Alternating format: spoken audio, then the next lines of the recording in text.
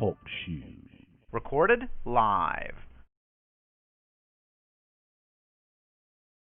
Hello. What? Is anybody on?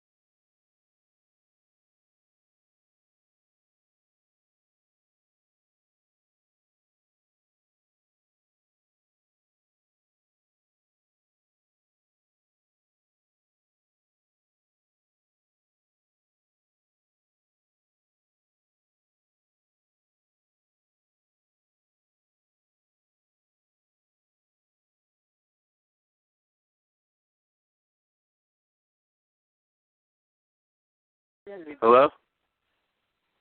Yo. Yeah, who's this? Jared? Yeah. What's up? It's, Who's this? Person Lights. Mike. No, you know me either. Oh, like, Person Lights. Yeah. What's up? Yeah. I spoke to your friend the other day, which is, he goes, fuck apathy. I guess he knows you. I don't know who he is. Yeah, he's always, I'm getting emails from him and stuff. I don't really know too much about him. Not emails and stuff, but I've seen that name before somewhere. Mm-hmm. Yeah, it's on YouTube. Yeah. So, where do you live at now? You live in, you still live on the island, right? Yeah, I'm in Northport now. Oh, Northport. We gotta, get up, man. We gotta... Yeah. But are you still busy with that job? Well, I'm always busy with, because it's just...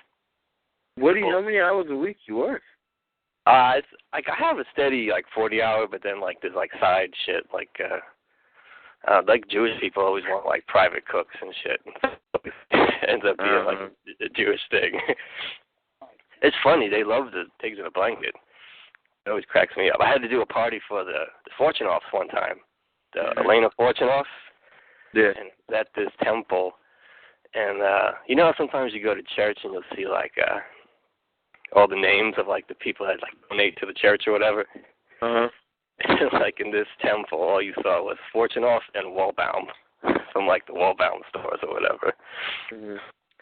Yeah, they have Wallbaum's, I guess, that Wallbaum chain store or whatever. That's a you saying that's a Hebrew thing? Franchise. I just thought it was funny that it was just those two names, Fortunoffs and Wallbaum, the only contributors. I wonder if they were the only people that attended, Yeah. That was. What else is going on with you, man? Just been, I don't know, I should be doing more. I know what you're saying, I mean, what did I say? I didn't say anything. I don't really do, Yeah. I don't really do anything, really, But I try to do what I can, I try to put I'm trying to put my heart into this stuff. I'm serious about it because it really hit home with me, all the stuff, the seriousness. It's been years. Where it's going. The whole thing with, I did have some questions. I always got kind of lost. Sometimes, I was always able to keep up with everything intellectually. Mm-hmm. But then, a lot of times with the Keeley stuff, I'll just, fall back.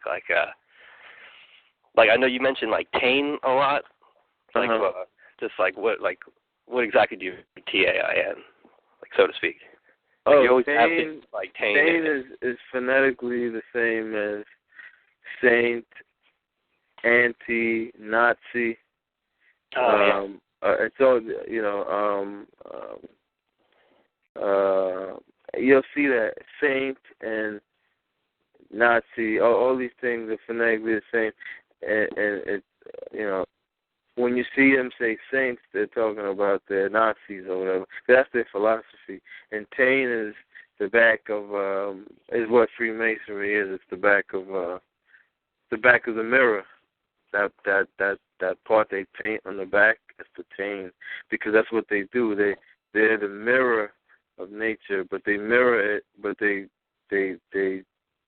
aim at their direction, where they want it to go. So you say paint, is that as a play on the word tain as well, I guess?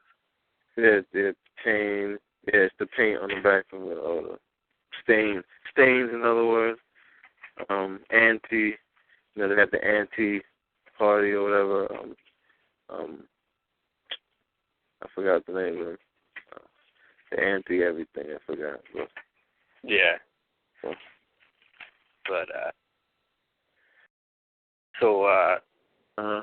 But, you're still trying to move out, I guess, right?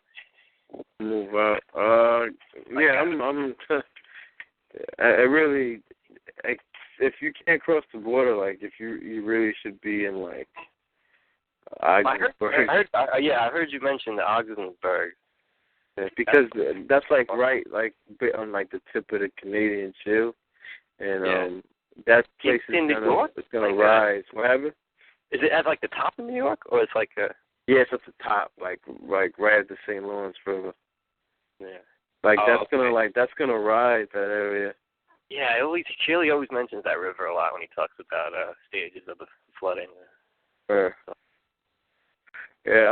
You can actually on the I heard you mention that like you haven't heard talks, but there's like a whole bunch of newer ones on that same channel, like for like the past. Yeah. I think I had because there's a link to talks that I get through the emails, which I think are these talks. And I think the one on your blog is to the other one, right? Yeah, I have both of them on my blog. When I click on Talk Show on the blog, it takes me to the one separate from the Saturday one. Yeah. Yeah, it's there's two of them. I should put them right next to each other, but one's at the top, and then you go a little bit down to the other one, which is this one. I think I have most of them, if not all of them. Yeah. So man, last time I called, there was someone talking about Alan Watt, and I was like, that's the last thing I wanted to talk about, you know? Yeah, it's just that guy. He sounded like the Visigoth host. That show, Visigoth. Yeah. He reminds me like the host on that show. Yeah, he's listening to Alan Watt, and I guess he doesn't realize it, but he's just like listening to propaganda, and like that's why his view is like that, because he's just been propagandized and shit. And so he has a certain view of me. Oh, you relate to this guy. Yeah, and he was trying to bring up stuff like, and I see your name was Jerry. Like he's exposing me. Like I've been open about that for years, for the longest time. You know, I'll be the first to tell you about that. And then he like Googles my address and puts it on the thing, and like, this is where you live. And I'm like, wow, man, this guy really like. I don't know what he is. Like, and those Google things obviously wasn't accurate, because he said I lived in a mansion, and I don't live in a mansion. Nah. I live in a regular house. That area's got some nice places, but I don't know. I had to stop at a 7-Eleven once in Brookhaven. That's some of the people I've ever seen in my life. Some of the weirdest white people I've ever met in Long Island are like on that side of the island. No, my part? The where I live? Yeah. Like a Brookhaven, like Mattatuck, and like, I don't know. I see like the strangest like white trash over there. Over here is different from like the Nassau area. Over here, they're more like there's more space. Boonies. They're more in the boonies. They're in the boonies. They're not like, it's not a fast pace, you know. But there was one time I went out to Orient. It is. Don't sleep out here. It's just more like, for me personally, I can't find anything to do. Like, all the stuff that's to do is like near Nassau, like Queens, at least, you know. Yeah. You know, Nodos knows. He knows. Yeah. I live in both areas. Whoa. Is my phone making noises on your side? No, that wasn't my phone. Oh, okay. You got like guests. Who's guest for?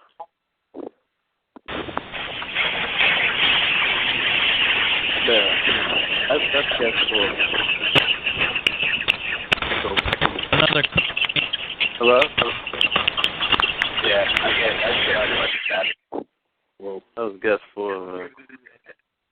That was definitely so, like, it's funny that other caller, we had mentioned, like the last time I called, we had mentioned something like, he's like, why would they be so mean and, wipe out the human race? And I think someone mentioned that they were going to replace us, like the 10, the number 10, whatever, hermaphrodite. Mm-hmm. And he was like, oh, that sounds like my pinball game. But if Alan Watt talks about the new man, it's like, it doesn't sound like a pinball game, Yeah. And I like the idea. I haven't listened to anything he said in a long. It's like from what I know, it's just like same old. Yeah. Same old shit. You hit the pause button, Yeah. I wanted to hear the Christmas to see if it was a blurb, just to see if it was anything. It was just a fucking guitar this time. It's just like a gift to the world. Yeah. But I like the idea of the 13 better than, trying to wake up lots and lots of people, Mm-hmm. And it's not even like this 13. It's like we're aiming for more than that. Yeah. That's just like I guess kind of symbolic or whatever. Yeah, or at least a guide to go by, Mm-hmm.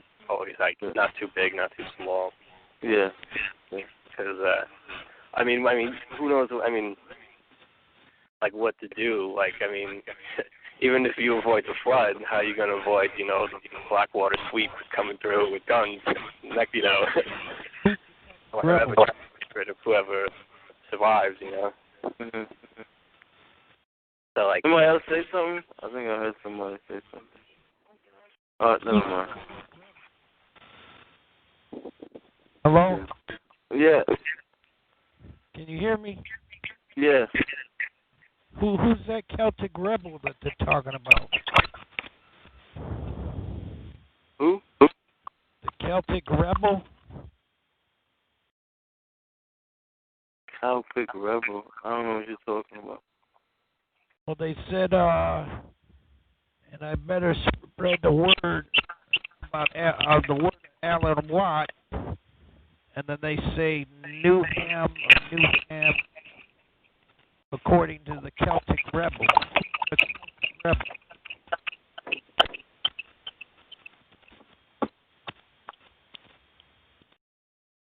I don't know what you're talking about. The echo, though. I mean, you get your phone fixed, man. Try calling in again. You call in. Yeah. There's like some interference with the phone, right? Yeah. Oh, wait? Yeah. Oh, my bad, sorry. No. Feedback.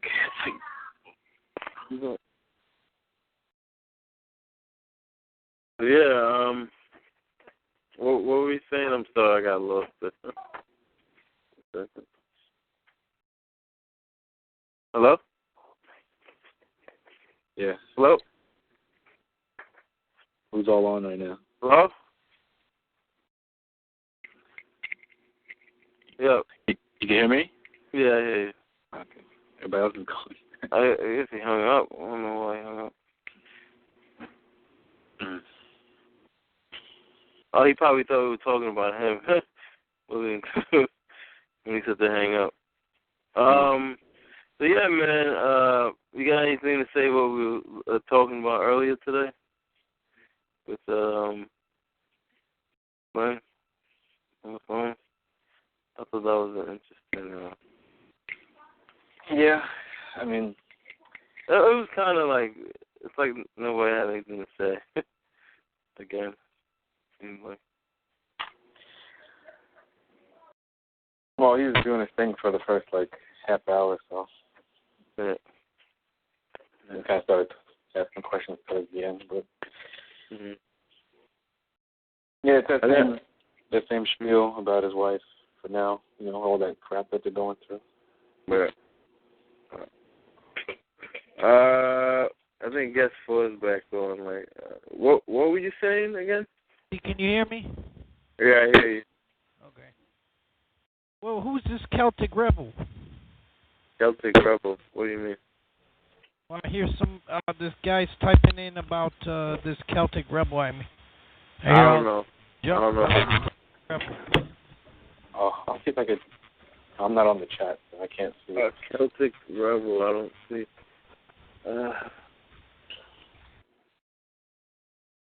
You don't know who he is?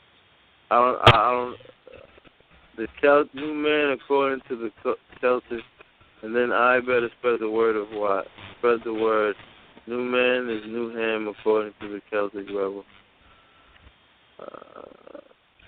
I guess he's referring to Alan Watt, but I think Alan Watt's Scottish, so I don't think he'd be Celtic.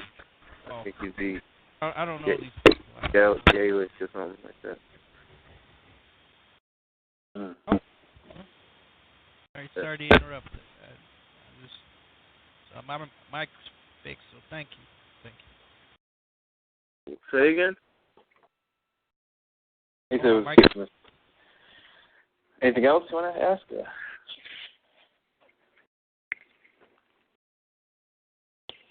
Hello? I guess you You were talking about I don't know what you were talking about something about saints being canonized or something like that. I don't know. What I said was saints are the same. The name saint is phonetically the same as Nazi. They just switched the letters around. Natsi, and it's the same as taint, same as stain, same as anti. It's all saying the same thing. All these words. And they all actually tell a story. They all go together. They're all actually part of one big story. Because Tain is what they are. They are the Tain in the back of the mirror. They mirror nature and redirect it, towards their own benefit.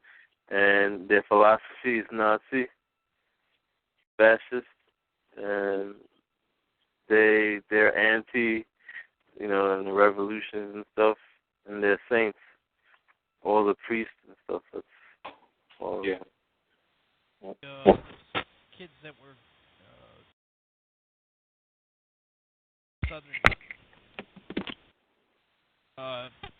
kidnapping them kids off the streets and then drinking their blood, and they were turned into saints. So they're Who do that? Who's drinking blood and turning into saints? Who's were drinking the kids' blood, kidnapping kids off the street in Italy, Mm-hmm. and drinking their blood in a toffee. And then they were later turned into saints. Yeah.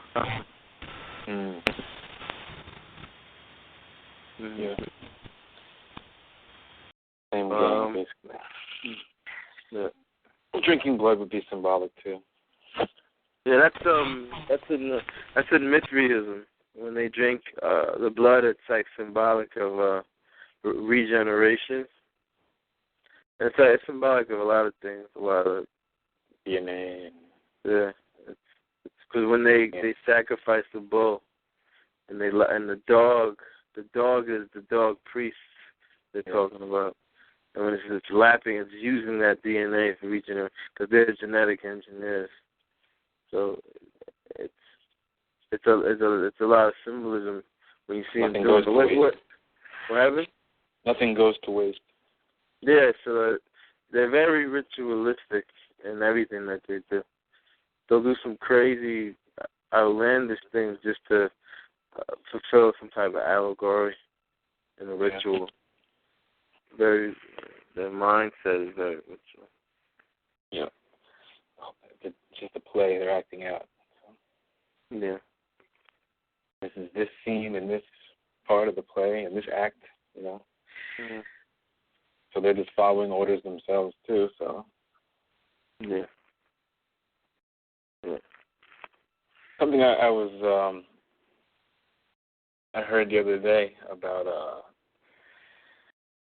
like, for instance, celebrities, like, they don't have access to their own bank accounts, right?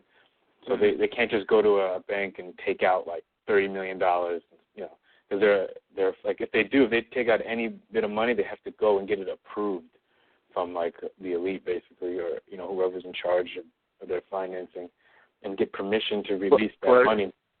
Clerks. Yeah, the clerks. So that way they don't run out, and they have to, if they buy anything, they have to have receipts for everything. So it's like they can track, so it's not like, you're saving up money to get out of the system, so you can just run away and no one can find you, that kind of thing. So they're not really allowed to just spend their money like that. So they're given like those black cards with like that unlimited amount on it, and things like that, because it's easy. It's not cash. It's trackable. And also, how they get back at them because they can't spend this money is like they'll buy those, $35 million estates, mansions, whatever, because that's something that no one really needs that, but it's something they'll buy just because it's like they can. If they foreclose on it, they still get it back anyway, so they don't care. The people who control the money, but that's what that. I always said that the agents of all those celebrities, I think they're the ones to really watch, because they're the movers and shakers behind all of it. They're the middlemen. Yeah, they're the ones. An agent is interesting because in contract law, agent is like, it's like, say somebody calls your house and asks, can I speak to, Jared? I could say I'm the agent of Jared. They're like your intervener. They represent that vessel. Right. Or they're not representing that vessel. They're kind of, I guess in a way they represent. Yeah. As a way to talk to them, you mean? So you have like. Yeah, it's like when you go to court and you don't say I'm Jared, I'm here as Jared. You say I'm here today as Jared, intervener, third party, here to help the defendant settle all claims and whatever. All right, yeah. Because that's all, the artificial persons thing. And it's like you're talking in third person in a way. Yeah. All right. Hello. Hello. Who's this? All right. This is Maggot. I was like typing in the chat room earlier. Yeah. I just thought I'd explain. Like, it was like the things he seemed to. I don't know. I'm guessing was a bit confused. I was saying like, new man is new ham. Well, I meant Hugh Man is new ham, but it's the same thing. New man's like the Gary Newman, the Soviet, and all that. But I think he was possibly not understanding what I was meaning by quoting from that. It's basically the new ham, it's the new man. It's Francis Bacon. He had the project for the new man. So it's basically saying you're the second sort of generation of Bacon's products sort of thing, like the Atlantis Great Experiment. And so, and it's an anagram of human as well. So he possibly didn't realise that the whole English language was written from that period. And so, there's like a joke in every word. Mm-hmm. And new ham, that's a good anagram, because ham is pigs, and we're the pigs. That's it. You get bacon for pigs. Yeah, you get bacon for pigs, and that's why you get like the Jewish thing about the they won't touch pigs, but they they got goys as well, which is basically swine in a goy. I noticed. Jewish and Muslim, they won't touch pigs, and it makes you question like, why won't they eat pigs? And when you learn that pigs actually regenerate the brain cells. Yeah. So maybe it's like something to keep them stupid. Yeah. Yeah. It's even in the Bible. It's like when the I am a legion thing, when he talks to that guy and he says I am a legion, all the animals he's going to cast it into, he cast it into a herd of swine. You jump off the cliff. and these little things, like when you look at people's religion, like, because then you have Roman, in Italy, the Roman Catholics, and they all eat pork, like, and that's like a way of life is pork. Everything. It's like people are giving opposing views on things, opposing, cultures and habits on purpose, so they won't integrate or. And then when you look at like Jewish, it's interesting when you learn about it, like and like Kabbalah and stuff. That's where Nazism came from. It actually came. It's the same thing when you look at. I was watching the thing on TV. The guy was saying, New Man Principles. Actually, it's quite funny. It's the same thing. It's all the same thing. It's just different words that they're using, different terminology. Yeah. It's the same thing. I was told this funny thing about Star Trek: The Next Generation. I mean, I'm all about things being a massive decoy and a cover, but apparently, or I might have thought it up myself, who knows. The whole point of Star Trek: Next Generation is the Data. You know, the robot? Yeah. Yeah. He's the next generation. He's the next generation of man.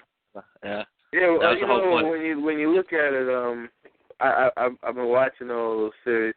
I've been watching Star Trek Enterprise, and the new slaves actually, it's going to be more like there's a character called T'Pol, and she's a Vulcan, and the personality I think of this slave is going to be more like a Vulcan, like a reason type of a reason base. It's not going to have any like no need for like emotion, I guess. Not emotion, but like no need, no personality, no distinct personality, because they're all going to be like connected to like this hive computer, and they're going to be like one mind type of thing. It's going to be some no personality, no individuality. Sort of like you could imagine, like in medieval times, though, with the people living like all the serfs, whatever, living under the Lord. Sort of like a revitalization of that. Yeah, a new update. It'll be task specific. Well, yeah, whatever, really. It's like, it's also funny because like Vietnam as well. You know, is like a NAM, shortened to NAM. Which is like an anagram of man again. when you got because it's Vi E.T. Nam. Vi is like Viking, 6 king. So you got 6 N times man. Or you can flip the 6 and make it a 9. 9. I think Vi means between as well. It's Vi spelled VIE. So you could say like with the aid of extraterrestrials, you get new men. Well, Vi for something is in French. It's V, VIE. It's life, live for something. There's different like you can always. There's like different like words and meanings. Converted to like French and stuff. But I found links to like. You know, Anglo-Saxon a lot of times. A lot of links in that language and Welsh, stuff like that. Yeah. They have a lot of... vie to contend. I just looked it up now. Yeah, it means contend. Like you vie for attention or you vie for favours off I don't know. And whoever. V or vie, V, it's in French, it's life. It means life. So, yeah. But in Vietnam, you know, I might give a clue to like what was going on in Vietnam during the Vietnam War. What was really going on? Yeah, and also the letter T is a cross. T is always a cross. So you can interpret that as like Christ, and also plus, as in like one thing joined to another. Transmission. Like a telephone pole. Transmits. Yeah, in that Star Trek series, they show that their lives are run by this computer. Like the computer runs everything. They ask the computer it feeds them, it clothes them. It's showing you like the system in like an allegory. So like they all give allegiance to this computer. Computer, what's this? Computer, what's that? You know, all these different characters are giving you like an aspect. It's not. They don't embody. They don't seem to embody like everything in one character. They all give you like a certain aspect of it. Like Data is more like the super slave who was just all about his work. And the whole gist of it is basically, you've had your time to be individuals, and it does go back to Francis Bacon, which is like this. Well, some people find it scary, but I find it as a lot of diversions of some quite simple things. Like you've had your time for being individual, your freedom in inverted commas, and now it's all back to the mother or the mother brain or however you want to interpret it. It's back into the hierarchy or the hive, because that's where you belong. You've tried it and it failed. It's sort of like if you've got children and you let them have free reign or whatever, they can go away, leave the house, find their own jobs or whatever. It's more like you served your purpose. Now we're gonna have the new 2.0 version of it. Right? That's it. Yeah. Well, absolutely. They've got the historical record and like the racial memory as well of people trying things out. It's like, oh, look what a mess we made of the planet, all by ourselves. Just because we didn't have somebody to hold our hands all the way through. Yeah. So that Star Trek is also it's a good propaganda. It's good UN propaganda. Star Trek. Yeah. It's them going out and out of space. This is exactly what they want to do. And well, I mean, little new one. They give little clues. I noticed that earlier. They give little clues like it's all moral instruction, and moral is you can say. I mean, moral changes in every period of time. So like it's like what Albert Pike said. He said morality is a force which could be economized and redirected. But basically, it's like morality is like a clay that they form. That's how they manipulate it by right and wrong, the polarity. It's them setting down the law onto you. Mm-hmm. It's like sort of like man's law as opposed to God's law. Basically. Mm-hmm. Yeah, I know. What's moral one year is not moral the next. I mean, like in the Blitz and Second World War, it wouldn't be immoral to like raid the ruins of a burnt out house, would it? To steal but like food, something, whatever. like something that's immoral today, or morally, or what's good and what's bad, it could totally change. The next generation, Well, in plays and on theatre, you define the morals like during the play or the theatre. So you watch one play and it's got one set of morals, and then you watch another and it's got another set. And in movies as well. And like American culture on the movies have their set of morals, but you might watch something else like a Polish movie and it's got a different set of morals altogether.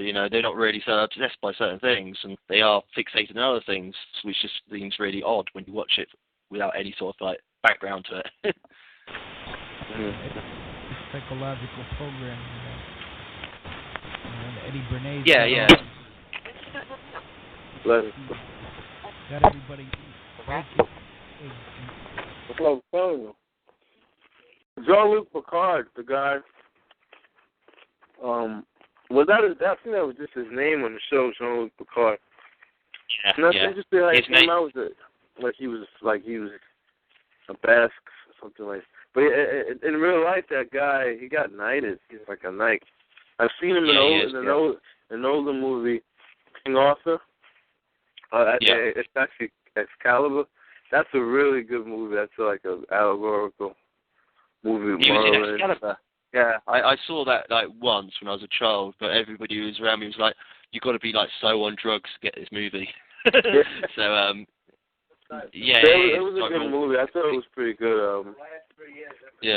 A lot of good stuff in there. But this guy like knows. I think more than like a lot of actors, because he's not like. I mean, he got knighted and stuff, so he's. Yeah. I think he knows a little something. He may not know much, but he like I could tell he like went to their universities and probably trained in their universities like Oxford or whatever. I don't know. Yeah. He's a Shakespearean actor. He recently did I suppose you call it a movie, I suppose, of Macbeth, and it was updated. And yeah, it's all part of the agenda and pointing towards certain things. But he's like, in this one, he's a Russian, and so he was like the Soviet. You know, it's like Soviet, basically new man again, same thing. And yeah. Also, one of the things that I like to mention is V is actually 21 because you've got the 2 points on top and then you've got 1 point underneath in sort of like basic geometry. So that, you know, there's so much correlation between V and 21. I mean, you've got the V series, the proper one, and then you've got the cover-up series, or the cover-up movie, which is V for Vendetta, that's one of the main reasons I don't trust Alan Moore. There's a few other reasons, but that's one of the main ones. So he put up this bogus movie. It was total tosh, really. It's if you watch it, literally, it's like, okay, so it's a conspiracy against homosexuals, yeah. So if you're a homosexual, you won't get on TV. It's not even true. It's not even remotely true, even in England. You've got several actors who've actually, Stephen Fry is one of them, who've made their careers out of pretending to be gay, you know, and it's just so basically false. I was disgusted to watch it, but I read the book anyway. But I just couldn't stand it with the whole Guy Fawkes thing. It's the Guy Fawkes allegory is the Man in the Mask, and it's sort of the Return of the King again, and you get that so much. Yeah, man. I watched the Man in the Iron Mask and the Three Musketeers. They have a saying, all for one and one for all. That's, you know, that says a lot about them. I mean, that whole movie was, I thought it was kind of interesting. That's 5-2, right? 4-1, all 4-1. Yeah. who got knighted in Excalibur? Who was the? I forgot the name. He's the guy who's Jean-Luc Picard in Star Trek. Oh, okay. Patrick Stewart. Yeah, Patrick Stewart. About a different Excalibur. I'm talking about the one from 1981. Okay. That's the movie I remember. Yeah, Excalibur was like from 81, I think. Yeah. Yeah. Yeah, it's all really big acting. Really big acting for an English film because most of the time they're quite refined, but this one's like. It's like wow. I think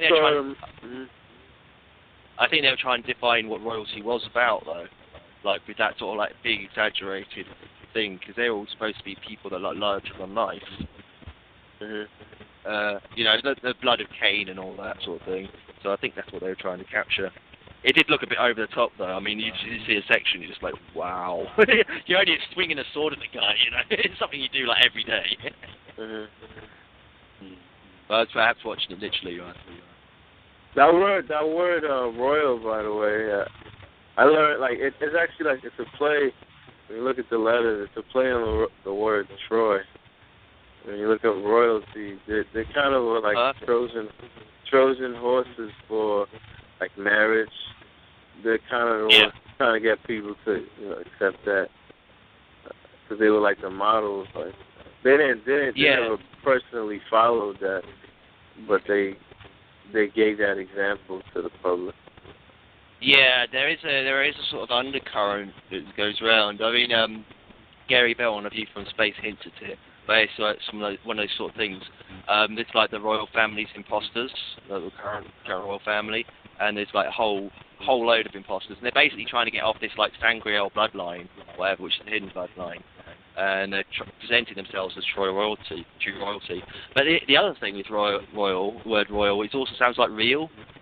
And obviously Rael, you know Rael, that guy, the baldy guy with the little ponytail.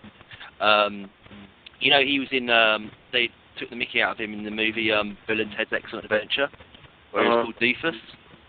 Yeah, that was him. Oh, yeah, and that's also a hint at it as well, yeah. There's also like an allegorical sort of hint about like some sort of hidden bloodline going on between the Keanu Reeves character and whoever it was, Wild Stallion. And there's loads of weird stuff in Hollywood. There's loads of like hinting at things like Poseidon and horses and yeah, they had the English princesses anyway, so that should at least point you to England. And then they had they picked up the weirdest characters throughout history, and they're all basically characters that enforce a certain agenda.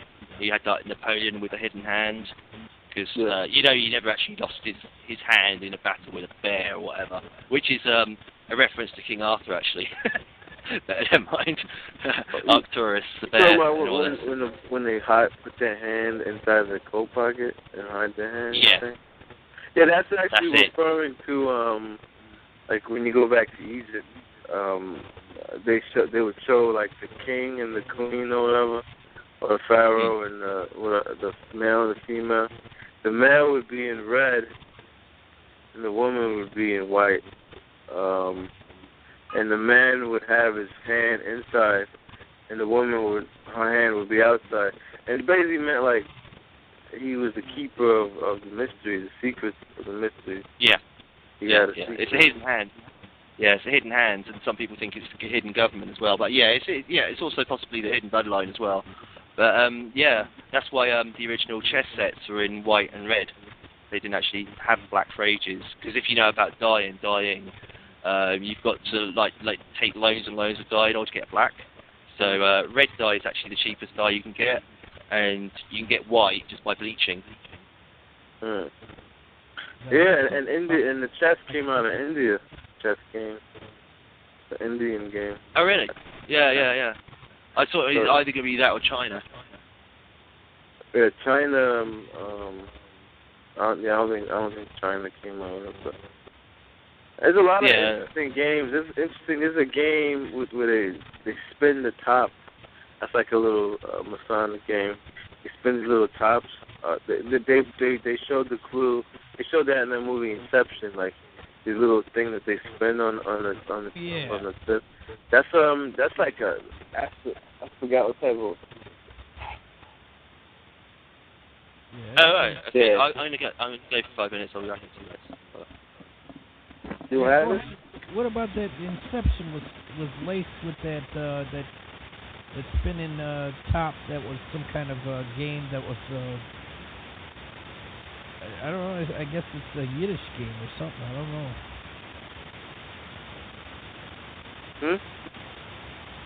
The spinning of the top.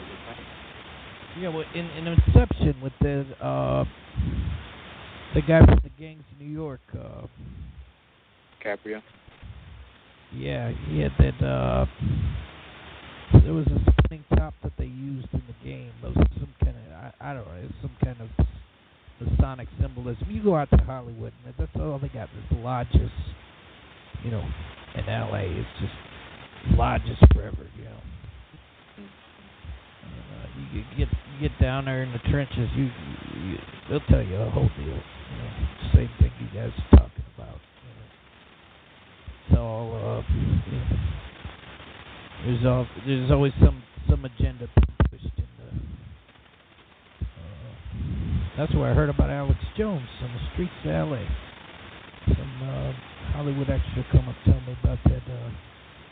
You ever heard of Alex Jones, man? And I said, nope, I've never heard of him. You gotta hear him, man. He's telling me all about the lodges, how many lodges there are.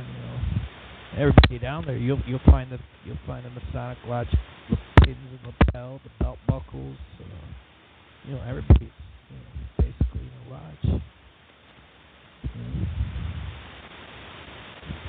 So there's a lot of you always got a hidden agenda. Even if you look at the last scene in Fight Club, where all the buildings come down. So it's there's always some kind of Masonic agenda. That movie Fight Club, like a guy who made that movie, he actually wrote another movie called Choke. You heard of it, Choke? No. Nope. That's a really good movie. It's like in a comedic fashion, but it's like a lot of like philosophical truths that they put in that movie. I thought it was a pretty good movie. What happened? Well, yeah, it's called Choke by the same guy who made Fight Club. Fight Club was pretty good.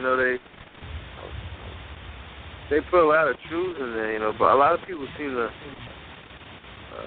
Like in video games and all the Super Nintendo and Sega Genesis video games, all you're gonna find is like a Freemason eye and pyramids and all kinds of symbolism in their stuff. Yeah, that's what they do on their property. Like they own everything that's there. All their like a dog peeing on a tree that says it's a tree. They tag everything. It's like a game. They have to tag. Yeah, exactly. Well, yeah, it's like Super Mario. You've got the plumber who bashes bricks. You know, like bricks are all over the place in that game. I haven't quite figured out what the plumbing reference is. I think that has to do with like the underground or the underworld. Which one? In Super Mario, because he's in any of them, because he's a plumber, and you always go through pipes and tunnels. I suppose that's like wormholes and portals. Yeah, and you're dealing with all these underground creatures in the underworld. Yeah. He fights the dinosaur. And you're on mushrooms, That dinosaur represents royalty. Yeah. It's, you've even got the scepter or something. And the rock with the jewel in it. Yeah.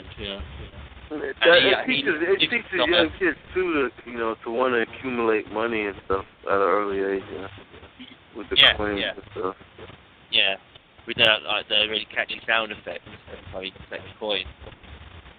Because there's actually at least one show, like radio show, where they actually use the sound effect of Mario jumping, hitting a coin or whatever, like ding-a-ding. They'll use that as like a highlight for the show, They'll be talking boring stuff about drugs. I think it was on Airport Radio, actually. Rupert, the outfit. I used to call him Rupert Bear. But one of the sound effects he had on the soundboard, right, have the sound of like the coin being collected. And so he obviously slips into people's subconsciousness that like it's a metaphor for having a good time. It's like ding-a-ding, ding-a-ding, ding-a-ding, ding-a-ding. More gold, gold, gold, gold. Yeah. Oh, and Super Mario's diet is really strange as well. It's like a hermit or a druid. You just got flowers and mushrooms. Well, I know that there was the Japanese developer for the game said he had a plumber named Mario. Yeah, I heard that story. Yeah, but yeah, that's about as coincidental with Shigeru Miyamoto having the same name, Miyamoto moustaches. Like the samurai, big swords. Yeah, it's one of those things that this is what makes them do, though. They've got loads of background on it. They have loads of cover stories for everything. Yeah, there's definitely some audio perception or audio reception programming going on, as well as sound effects and stuff like that. But it's like they won't make a move unless they've got a story to cover for everything they go to. It's like it's supposed to like laying out the red carpet or whatever. They've got to have this thing planned in advance. They'll never say anything out of line. Shigeru Miyamoto, and they never actually show the games like while they're being written. They'll just like sort of like give the public this like demo or whatever, and it just like basically could have come out of space. The amount of that the public actually hear that just like turn up on the in a press conference, with that finished product.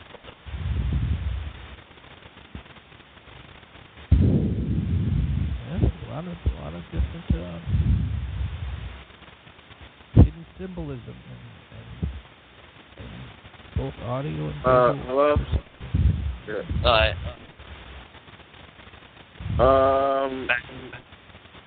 So, what solutions are you guys trying to find to all of this stuff? What was that? What are your solutions to what's going on? Oh, you know how far the rabbit hole goes, buddy. I'll tell you. But see how far it goes. Oh man. Maybe the world's shaped like a donut. Do what? Maybe the Earth's shaped like a donut. A donut? I can't hear. Yeah. It's got loads of. Oh. You're breaking up. Yeah. Both you guys' phone, I really can't hear too well. Oh. I can hear it right now. It all went quiet. Yeah, I hear you now. The other guy I really can't hear too well. Yeah, it was like some demon, apprentice demon in the background.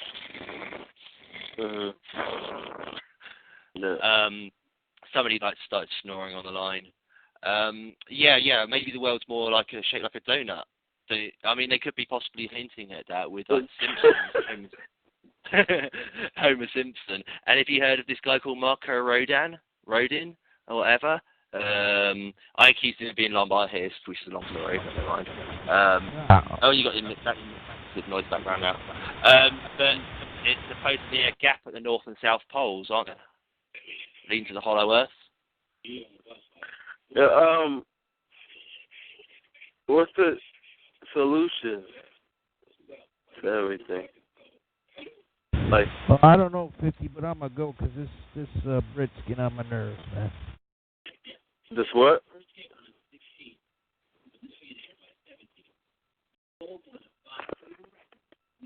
Somebody's playing something.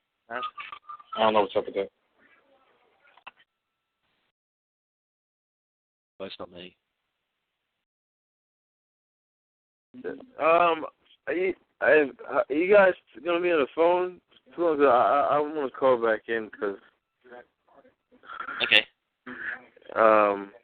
I'll call back in if I'll leave the channel over. I'm gonna call back in like 15 minutes. All right.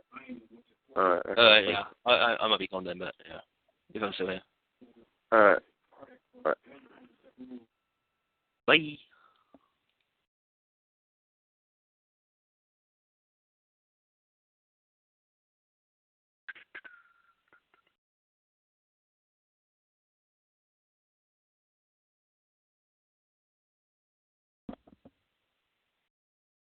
It's still on or what?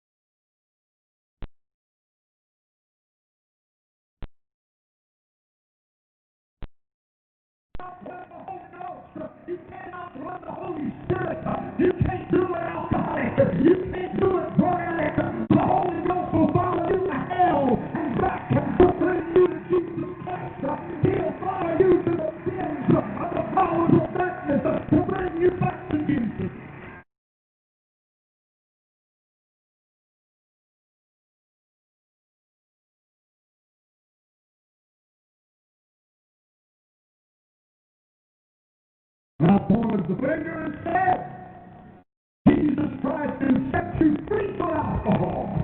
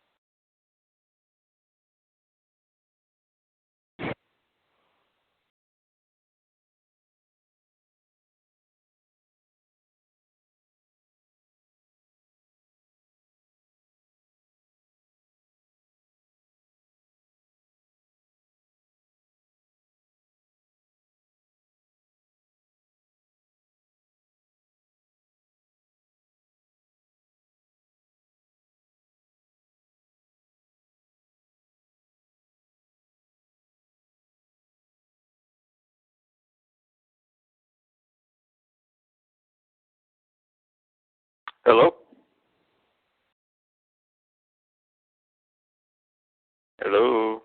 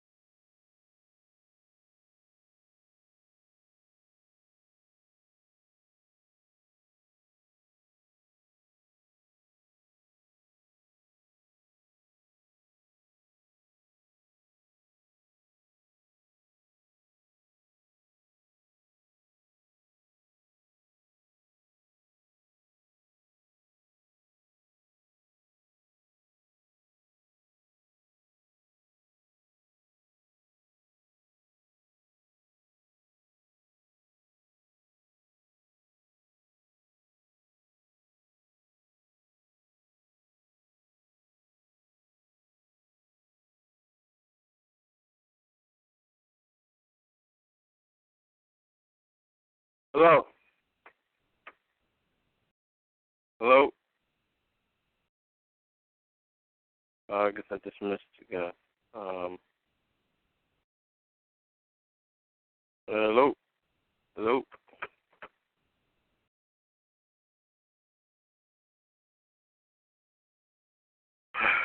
Um,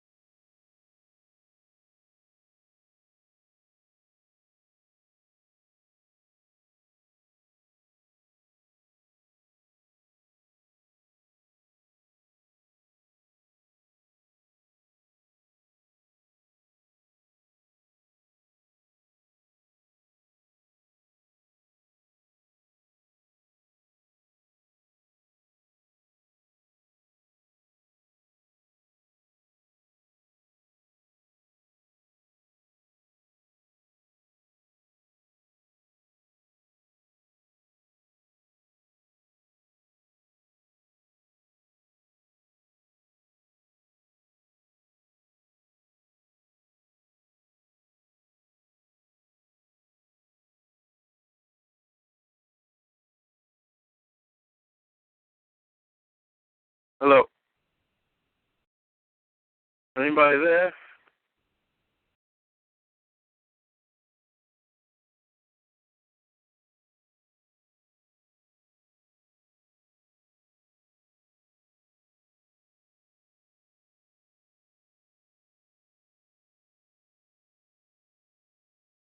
Okay.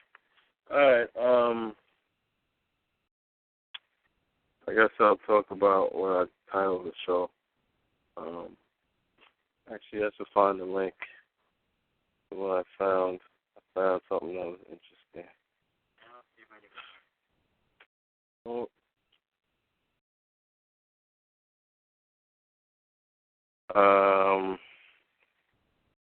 I found something interesting. It was called Imagining the 10th Dimension. And it goes into, it goes to explain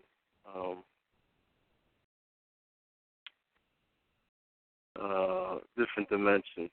And it goes from first to 10th first to the 10th, from the first to 10th dimension. And I thought it was some insightful things that they said.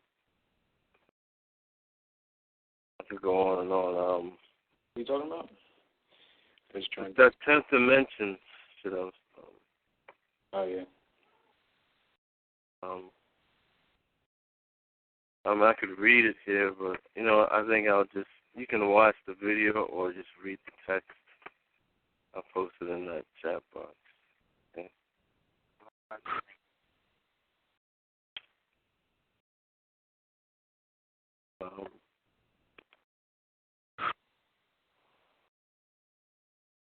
That's an interesting video, though. I checked that out the other day.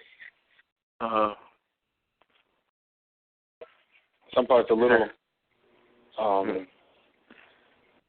hard to follow at some point, but yeah, use your imagination, I guess. When you're trying to perceive that kind of thing. But.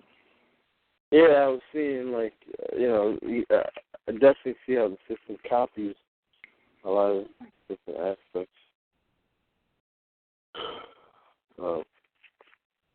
Because as soon as they explain it as the first dimension was just or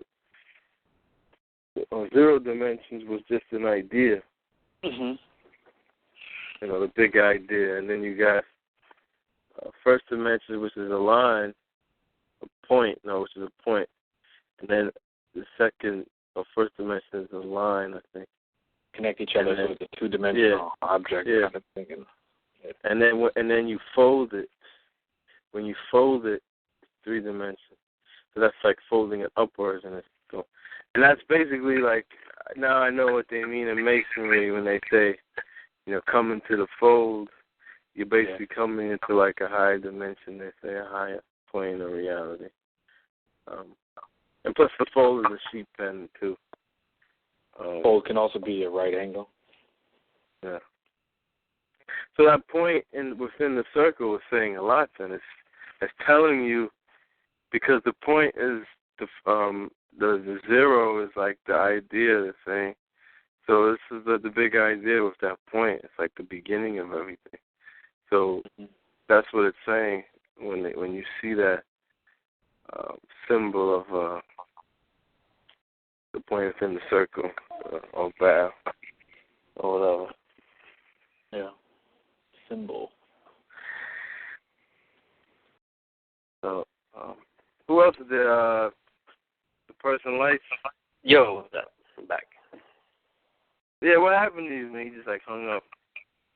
Oh, I thought you said my phone was making noise. No, it wasn't you. It was the other guy.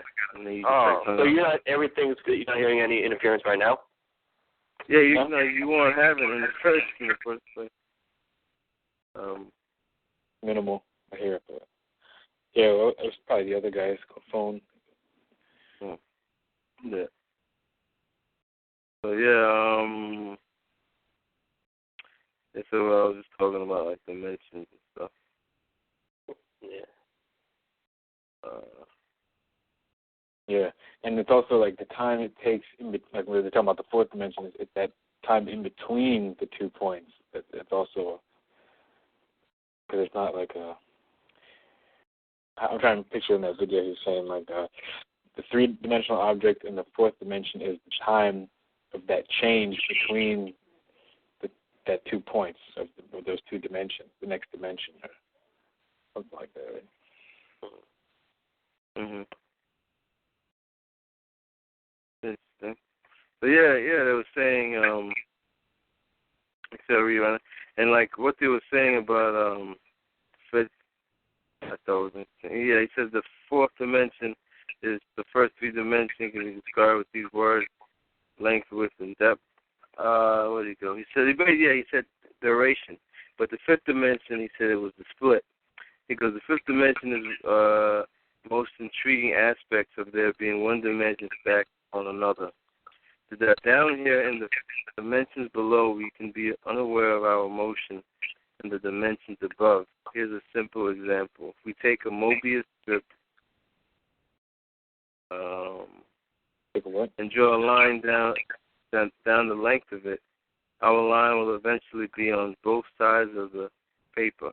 Oh, yeah. Before it meets back with itself. It appears somewhat amazingly that the chip has only one side, so it must be a representation of a two-dimensional object. And this means that a two-dimensional flatlander traveling down the line we just drew would end up back where they started without ever feeling like they had left the second dimension. In reality, they would be looping and twisting in the third dimension, even though to them it felt like they were traveling in a straight line. That's like walking and straight down the line. It's like walking, around the planet, Yeah. And then you get the fourth dimension. Time feels like a straight line to us, moving from past to the future. But that straight line in the fourth dimension is like the Mobius strip, actually twisting and turning in the dimension above.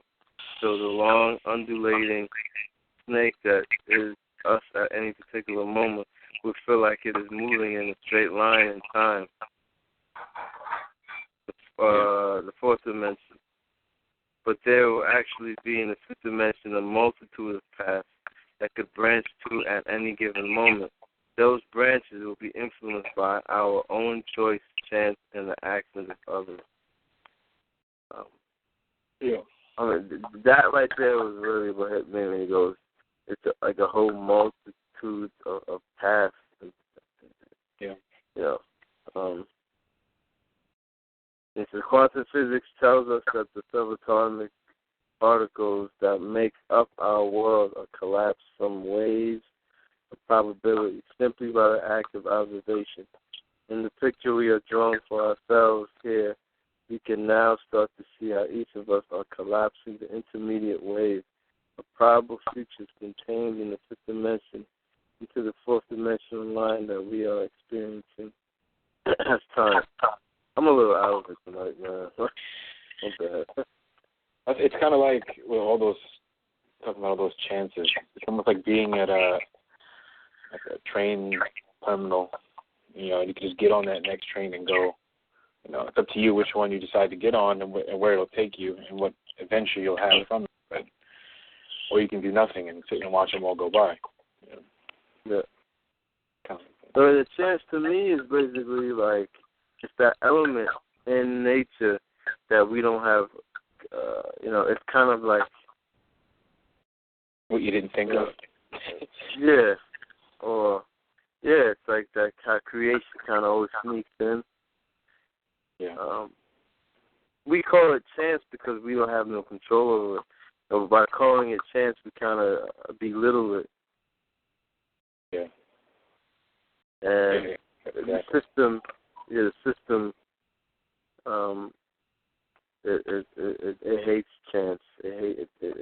It's terrified of not being able to kind of figure out what's going to happen. That terrifies it. That just confirms that whoever's in or whatever's in control is a control freak, Yeah. Control freaks don't like chance. Yeah, like that's in that movie Alphaville. This guy was just terrified of life. Just like it scared it. Like it's just couldn't handle it. I think that's why a lot of people like science, security. mathematics. Security. They love sovereignty and security. That's sovereignty and security to the max right there. Yeah. People love being able to. That's the women. What happened? People love to be able to prove things over and over again, like scientists do. And keep it, repeat it in a laboratory is what they always say.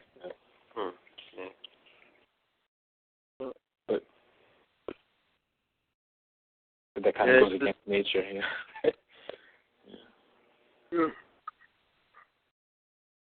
Yeah. It might be winter, but you'll never have the same winter twice. Mhm. You can pretty much by studying it. That's how science is. It's just observation. you can pretty much ascertain a lot of things, but there's always going to be a new element, a new stance, something new added to the whole cocktail, the whole picture, and it changes it. Yeah, that's how you learn. You know, if everything was just concrete, they would have figured it out a long time ago, and there'd be nothing else to learn. You know, so it always has to be that new element to learn. Uh-huh. So maybe it's just introduced whenever you can see it when you're ready for it. Mm-hmm. When you think you know it all, that's when something else comes up, and and then the Kabbalah. And then the Kabbalah, the guy, I have to post that up. The guy mentioned that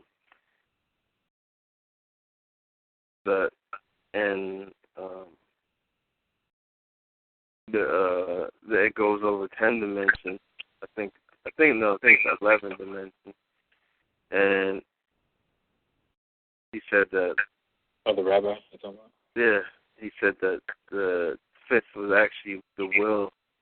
It's the will, and that's kind of interesting when you think about how thought and everything. So all that stuff gave me a better understanding of it. I guess reality. Yeah. I think that's the only way they could really travel through great distances like in outer space, different universes. Because you can't just go in that straight propelled line, rocket fuel line, that would take 1 million years or hundreds of thousands of years just to get to the next place. Where if you you bend that piece of paper so the 2 points touch in that dimension, and then you shoot right, you go right through to cover all that distance. So I think that's what's linked to sounds and whatnot. The sound seems to be linked to chance.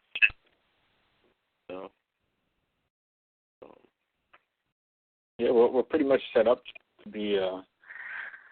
We use sound, manipulated by sound.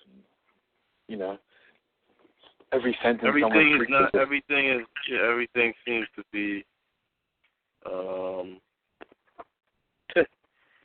synthesized. Yeah. Well, I think we'll go ahead and say Earth is the ear, right? What happened? Earth is the ear. Yeah, oh, yeah, the ear. Yeah. What about it? Exactly.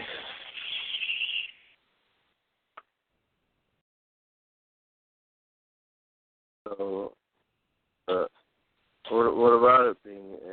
Oh no, I figured it went along with what you were saying about sound being important. Oh yeah. Did he have any breakthroughs in his hair growing project? Who, him? Yeah. Or it's just growing it to grow it, really. Yeah, he had a lot of breakthroughs. That experiment, he basically proved to himself that it helps with the tapping into the big picture. Mm-hmm. Yeah. How long did you let it grow for? Like a year? Who, me? Him? Like when I did that. I've been growing it for like 2 years now. Maybe over 2 years. Yeah. That's got to be pretty. That's got to be a lot of hair. Yeah, it is. It is, but it isn't. I mean, mine is just down to. It's a lot of hair to civilized people. Yeah, exactly. Yeah. But it's still growing, so it still wants to go somewhere. It's still trying to reach a good length. Yeah. Just like you were saying, or you brought up that Earth has ear in it. So hair has air in it. Yeah. So it travels through the air, that message, that information. Pick it up with your hair. Yeah, it goes to what he was saying. like all the It's different rated, right? spectrums, like infrared, all these different spectrums of communication. Yeah. That they use. Pretty amazing stuff. And we were saying they probably synthesized some form of communication through water, from like what the dolphins do and stuff, and wells. And that kind of that's interesting because that's in the movie Riddick. They give that clue in Riddick, because in Riddick, the Chronicles of Riddick, the necromancer, when they're on the spaceship, people communicate through water, like the craziest thing, because they're talking in these water things, and like the vibrations somehow carry what they're saying. So like it's like a pond or a fountain, and they talk into it or something, and well, if you think about all water, it's connected. The water that comes out of your faucet is connected to a bigger, aqueduct or reservoir somewhere else. It's all the same water. It's when you break it down, it's just molecules, particles. Or it's connected and all to these the air. particles are all around us, It helps mix the air. So, like, maybe it's like some type of... That's why the sky's blue. It's like a bandwidth or something. It's like some type of... Yeah. Well, you already know that they mimic sonar. If you've ever seen boats or even fishing boats, and they see what's going on underneath. If there's even fish around, they bounce the sonar waves. Boats do that. So if they release that technology just for the common people, look what they use for like agents and shit, spies and shit, like people in war, soldiers. Like they have like sonar-based technology where they can see through walls, see through at night. With these goggles that they have. They can see through walls. Yeah, like they show that in Eraser. They have like some kind of gun that does that. Oh yeah, she a skeleton and stuff. Well, they'd even do that with the sonar when they're checking out what your baby looks like and the mother. They have these like 3D imaging now. It's not just that crappy sonogram. It's not just that crappy black and white picture anymore. You can actually see features of the baby now in a 3D image. Yeah. So yeah, sound. It's all. It's like the same concept with that program, that application on your phone, where you take 3D pictures of a whole room. So maybe they use that with sound. I don't want to say that. To know, bad music. Well, it's based off of something bouncing off an object. So our visual spectrum is based off light bouncing off objects, and our eyes pick that up. Ears, same way, Well, we use our ears too. If we were to use them more, we'd see how they work. Like, our vision. Well, what your ears are doing, they're listening for disturbances. You're listening for something that doesn't fit, and that's what you're picking up on. What was that snap? That someone stepped on a branch, like you peek to that. You turn to that. So it kind of widens your field of vision without your eyes. It's like the eyes on the side of your head or right behind you, or different kind of. It's good. It's a good tool. Couple that with your hair, tuning that in, and you get different types of perception. More on like a mental note, like telepathic note. You could sense if someone's near you or thinking about you or whatever. Or, Or it's going to kill you. What was that? Or it's going to kill you. Yeah, you could read that stuff quickly sometimes, given the right situation, circumstances. Yeah. You're perceiving something, like someone's intent sometimes, even if you're not. Yeah.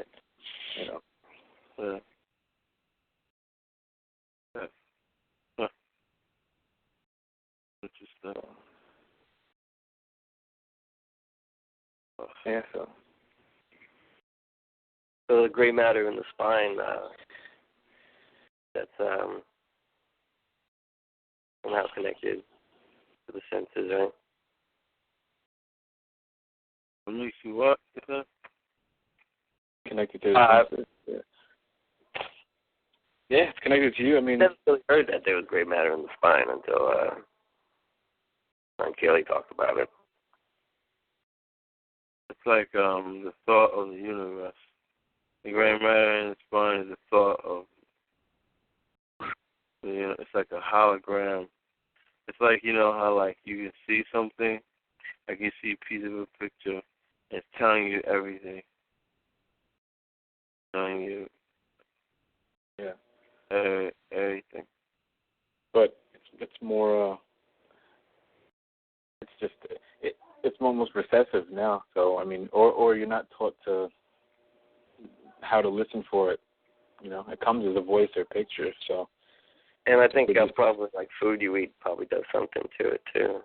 Like they're able to like scientifically put something in food to make part of the spine not work as well. Yeah, I mean they did the medulla, so after that, yeah, not even.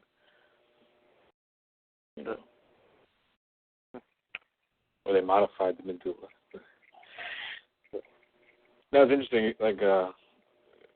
Like how Glenn was saying that he's more like learning and reason, and Jenny's more like intuitive, and that's basically the spine and the brain. How it used to be all within one person. Yeah. Now you find those traits within different people. Some people are more intuitive than the others. Some people are more reason-based than others. So. But you need the other person to kind of bounce those ideas off to get that kind of the wisdom from them. I guess you could have done it with yourself previously. Yeah. That's what it seems like with Clan Mother in the end, though. Like, a Clan Mother, it suggests that she's like older than Neanderthal, because that was like the symbolism is telling that he's the brain and she's the spine. And we know how the brain and heart, like the brain comes, the spine comes first. It's the past. Yeah. And then the brain comes.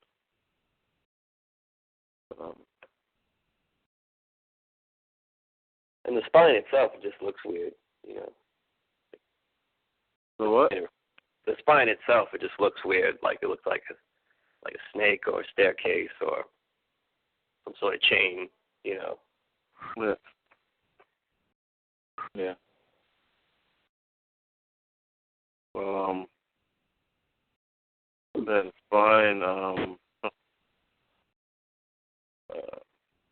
it looks like some type of reptile. Yeah.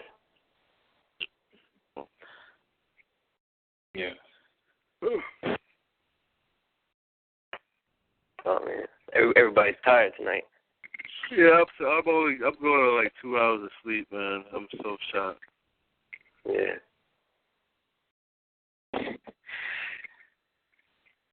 I'm sorry, man. I actually like want to get off. Yeah, that's cool. I'm I'm sorry, man. Like any other time I'd be like awake, but I'm like, I am so shocked, man. So shocked. Yeah. Yeah, I guess I'll get off. You guys can keep on talking. I'll leave this thing on. I think I'm gonna go and just like pass out. You can be snoring on the phone. Yeah, man. Like I just heard my talking and I was like falling asleep talking, man. It's crazy. That's weird, man. I felt like I was going like I'm drunk or something. I don't know.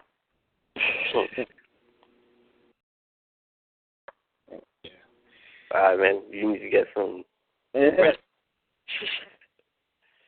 Yeah, I'll talk to you guys, man. I guess carry on. All right, later. All right. Yo, who's on? I'm here. Dana. Yeah. So you're in Long Island? What's up? Where you at? You live in Long Island? Yeah. I used to live in Freeport, but now I live in Suffolk. Okay, yeah, I live in Rockville Center. Oh, okay, cool. You been to the farm? Yeah. That's fun. It was like easy, like you had no problem getting there. You just like stayed there, I guess. Going in, I didn't have any issues. Yeah. The guy asked me a couple questions, but it wasn't anything serious. Yeah. And then on the way back, the guy was a little bit more of a hard ass. He wanted to search my trunk and stuff like that. But how? And he would have known where you went. Oh, he didn't know. He didn't know where I went at all. I didn't mention. I knew not to mention. Okay, just like regular custom. Yeah, I drove through there, so. Yeah. They just ask you for your passport and whatnot, and then where you going, how long you staying, and I guess the idea is, or what I did was just try to make it seem like I'm going to be in and out, like not really, because they don't want you saying, I'm going to be there for 6-7 months, like you're going to be living there, and Yeah. If you just say it's a weekend trip, they're pretty much like, all right, just. So. Yeah. It was crazy. On the way back, when I left his farm, it just started huge lightning storm, right? I mean, I was looking at like lightning was literally striking maybe like 300 feet away from me, like in my car. Wow. Yeah. With the downpours were like I was like in a hurricane, and it just came out of nowhere. As soon as I got in my car, it was just like boom, boom. Like, what is going on? Yeah. I was like, oh, they don't want the gods are angry. Yeah. Yeah, like he would just like I guess he would just talk to you, like he would like, or he would have like a class or something. With Glenn, or you just like hanging out. Well, there's other people there when I was there, a few other people. But yeah, he spent time with me. Like I got there at night. The first time, maybe like 11 or 12 o'clock at night, 10, 12 o'clock, whatever. So I just introduced and said a few words, and he went to sleep. And then the next day, he walked me around the farm, gave me a tour, and that's part of the whole thing. Like he walks you around and shows you why that place is significant, all the different landmarks. And on his property? On his property, yeah, like all throughout there. There's stuff all over the place. Like it's like, wow, okay. Yeah, he says it's going to like raise like 70 feet or something like that, right? Yeah, well, it's on the shield below. The Canadian shield will rise when all the water. Well, I mean that could happen really slowly too, right? Might not. Yeah, I don't know. Yeah, I mean, if it's a violent, I guess it kind of depends on how it happens, Yeah. If it's 1,000-foot waves coming in, covering 1,000 miles on each coast, I mean, it might happen a little sooner. I mean, I don't know. Yeah. I hope it's not just a violent breaking up and shooting up. That wouldn't be nice, but it's like, but like, say you survive it. Like, I mean, what then? Yeah, I mean, you'll be back to basics because a lot of, or most, if not all, the technology will be cut off except what was already up, on that capped area. Yeah. It's going to be pretty much that, that scatter moves. Like everyone's going to be frantic and what the hell just happened? Kind of thing. Yeah. I've emailed him a few times, and like I accidentally pissed him off. I didn't really care, but like I definitely pissed him off because like it was like the Last Supper, and I understand what he means about Jesus and Mary being connected, but I just didn't really see it. It just still looks to me like they're sitting together. But I don't disagree with what he means about it, though. But he was just really mad. He was like, if you can't see that, I don't see why I should bother with any time with you, But it's all about how you come at him, or with anybody. Yeah. You come out like you're really asking and you really want to know, and get to break it down with you. But if you're just you know, you gotta remember who he is. Like a lot of people just kind of just like to waste his time, you know. So yeah. he's like, are you one of those people, or are you someone that's really truly seeking? He's like, I gotta figure it out right now. Like, what do you want from me? Like, what do you want? You stop me, like I'm walking down the street, and you stop me, you talk to me. What do you have to say to me? Yeah. Is it worth my time to stop and talk to you, or should I just keep it moving? You know? Yeah. That's kind of how it was. Kind of like when I called him, it was just like I didn't really know what to say to him. I was just like, hey, I'm friends with Jared, you know. I didn't really, like the phone broke up. Yeah. I mean, but it's funny that because I work at an assisted living facility. I cook at an assisted living facility, and he's it's funny. He talks about his wife, her nursing position, and I know he's right about that. There's a lack of those jobs in Canada, and they're hard to get even here. Directors of nursing, directors of assisted living facilities.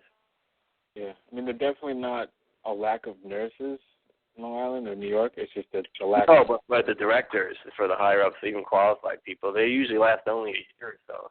You know, they don't last. It's hard to get one that'll last longer than a few years. Oh, okay. Yeah. But, yeah. So where do you work at? It's called an assisted living facility. It's called Atria, A-T-R-I-A. That's out there. How do you guys said? It's all these people from World War II era. Yeah. They're just dying there. You know, it's like they're not really treated well there at all. You know, we don't have very good food to give them for sure. You know, it's almost like high school lunch, pretty much style.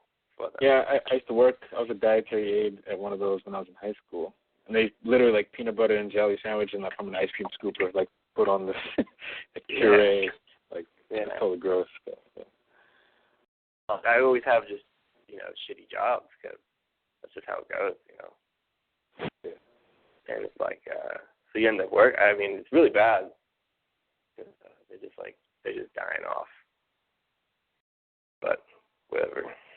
Those used to be the elders, you know. yeah, they're not that smart. I mean, they definitely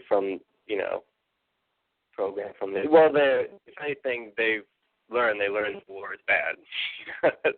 They can get that far when I talk to them.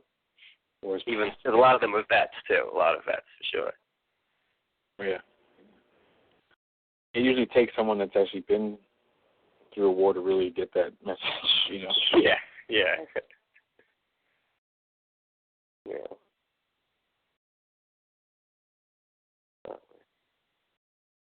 Yeah, those guys. So you're still listening to the Glenn's talks, or you still keep it current? I think you're still listening. You still speak to Glenn, or are you just listening to the talks? I've just been listening to the talks, really. I wouldn't really know what to ask him, because I listen to it a lot, really, to be honest with you. But I don't really keep it, I haven't emailed him probably since, 2009 or so. Oh, you can't email him anyway. Oh, yeah. Yeah, his emails are blocked. So. Yeah. Even I think when he's sending them out, they don't even go to anybody anymore. I was able to get through him on the phone once. I think it's probably this time last year, and I didn't really know what to say. I feel like I think I can help, but I don't really know, what to do. Yeah, I mean, some people can help financially, other people can help by different access that they have, either access to people or access to information or ways to getting in contact with people. So I guess it depends on what kind of way you could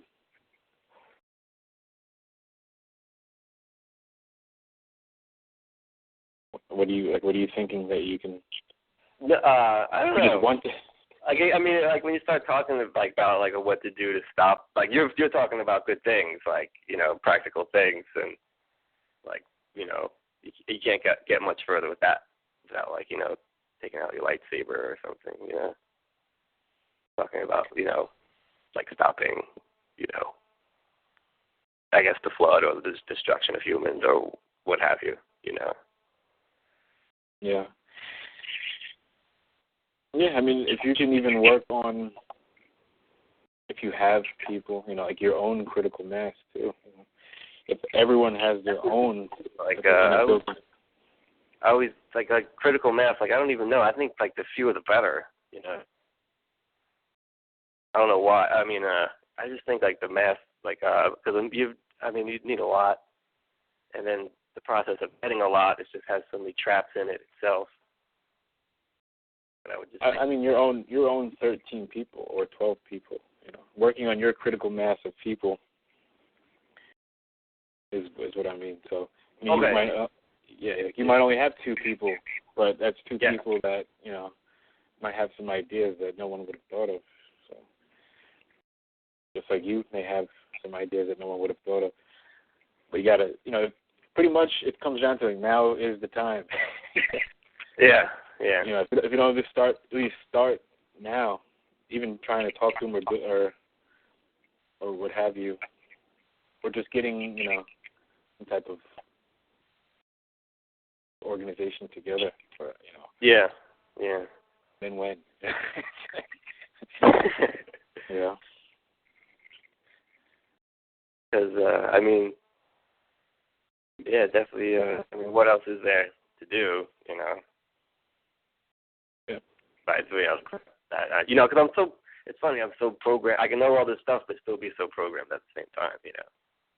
Still just work to pay bills and stuff. Yeah, I mean a lot of that. It's like too much of a risk to dive headfirst. Like the but like Glenn would say, I'm one of the buts. Definitely I would be. Well, I would just put it to you like this: you start small. Start with doing a little something, if not every day, every week, towards that kind of goal. Maybe it's not renewing certain contracts that tie you down to a couple of years or leases, keeping something open or, that will tie you down to a certain area. I mean, but, in reality, and if worse comes to worse, just pick a time when you're just not around this area for a couple of weeks, and then if nothing happens, then nothing happens. But yeah, I know. At the very least, I'm a good swimmer, but I don't think I'll make it up there.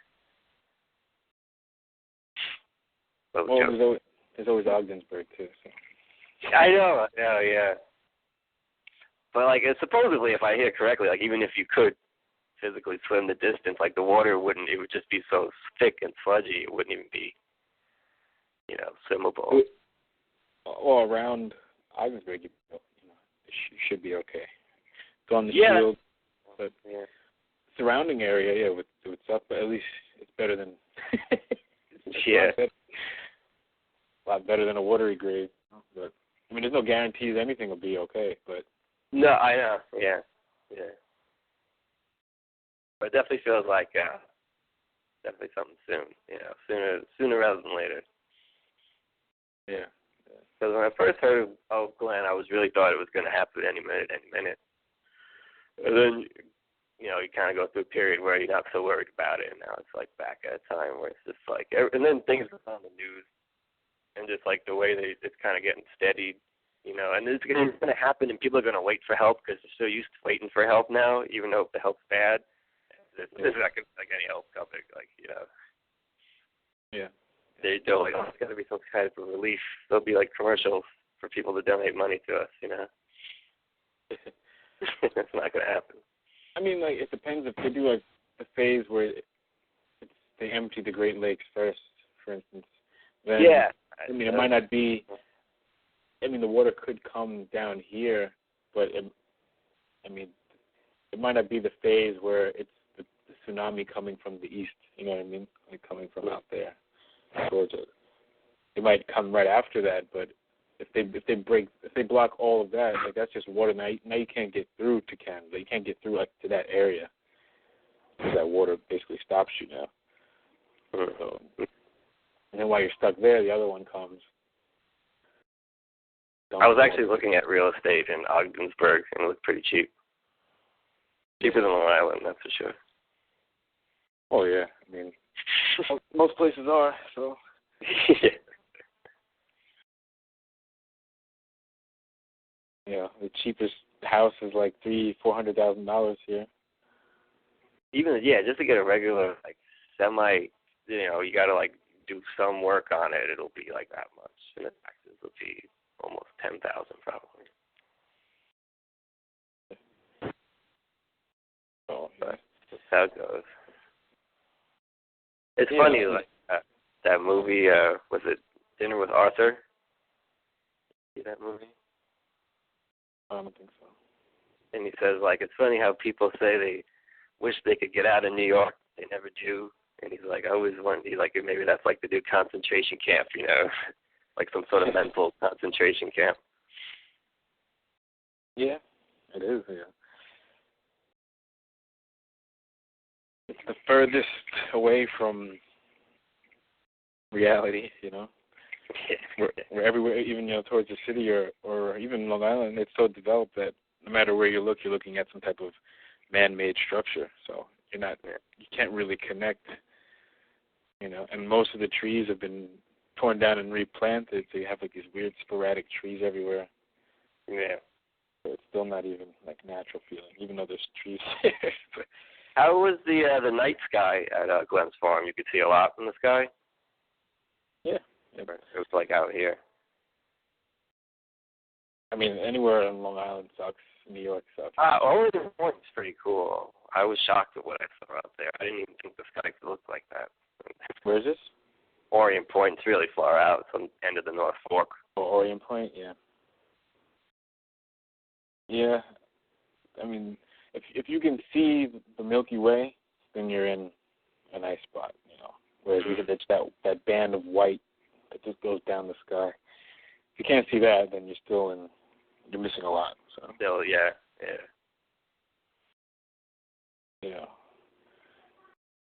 Like where I'm at, there's buildings that block most of the view. So I mean, you get like these little bits of sky and like 3-4 stars.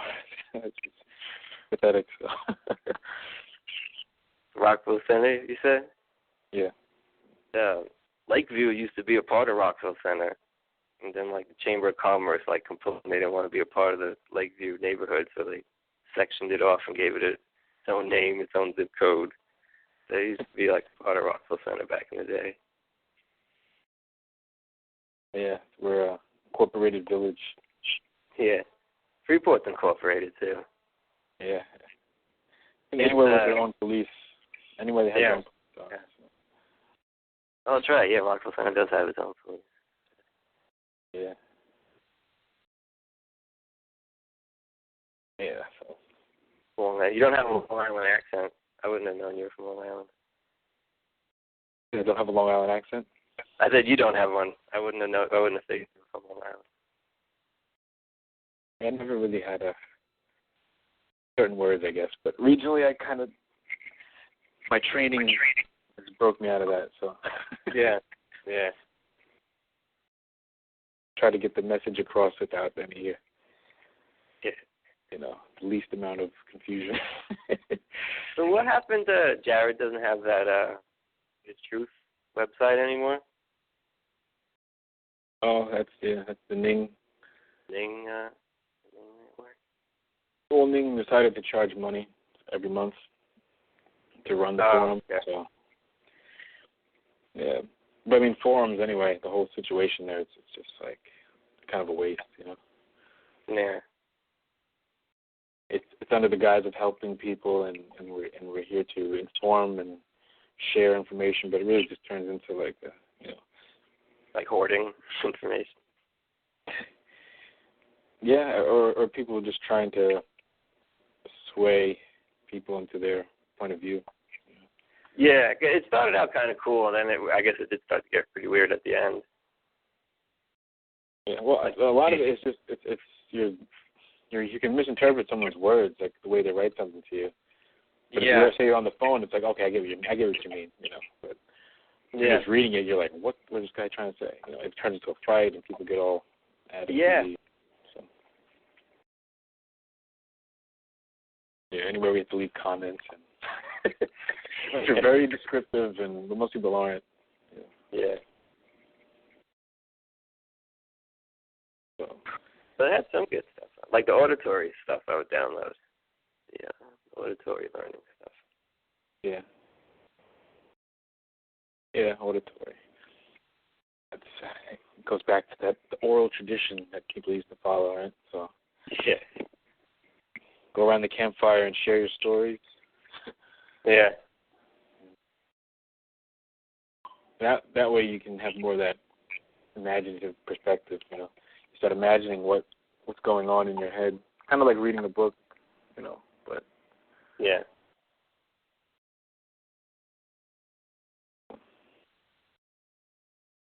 Did you read those Keeley papers? I never really got them. Yeah, I read them. How many does he have? It's like 100 or so? Or? No, I mean, how many are there? There's like 25, 30, something like that. Maybe 25 or something. I don't know. And these are from like 95 or something? It's like a long time ago? Or like 90? I think it was more...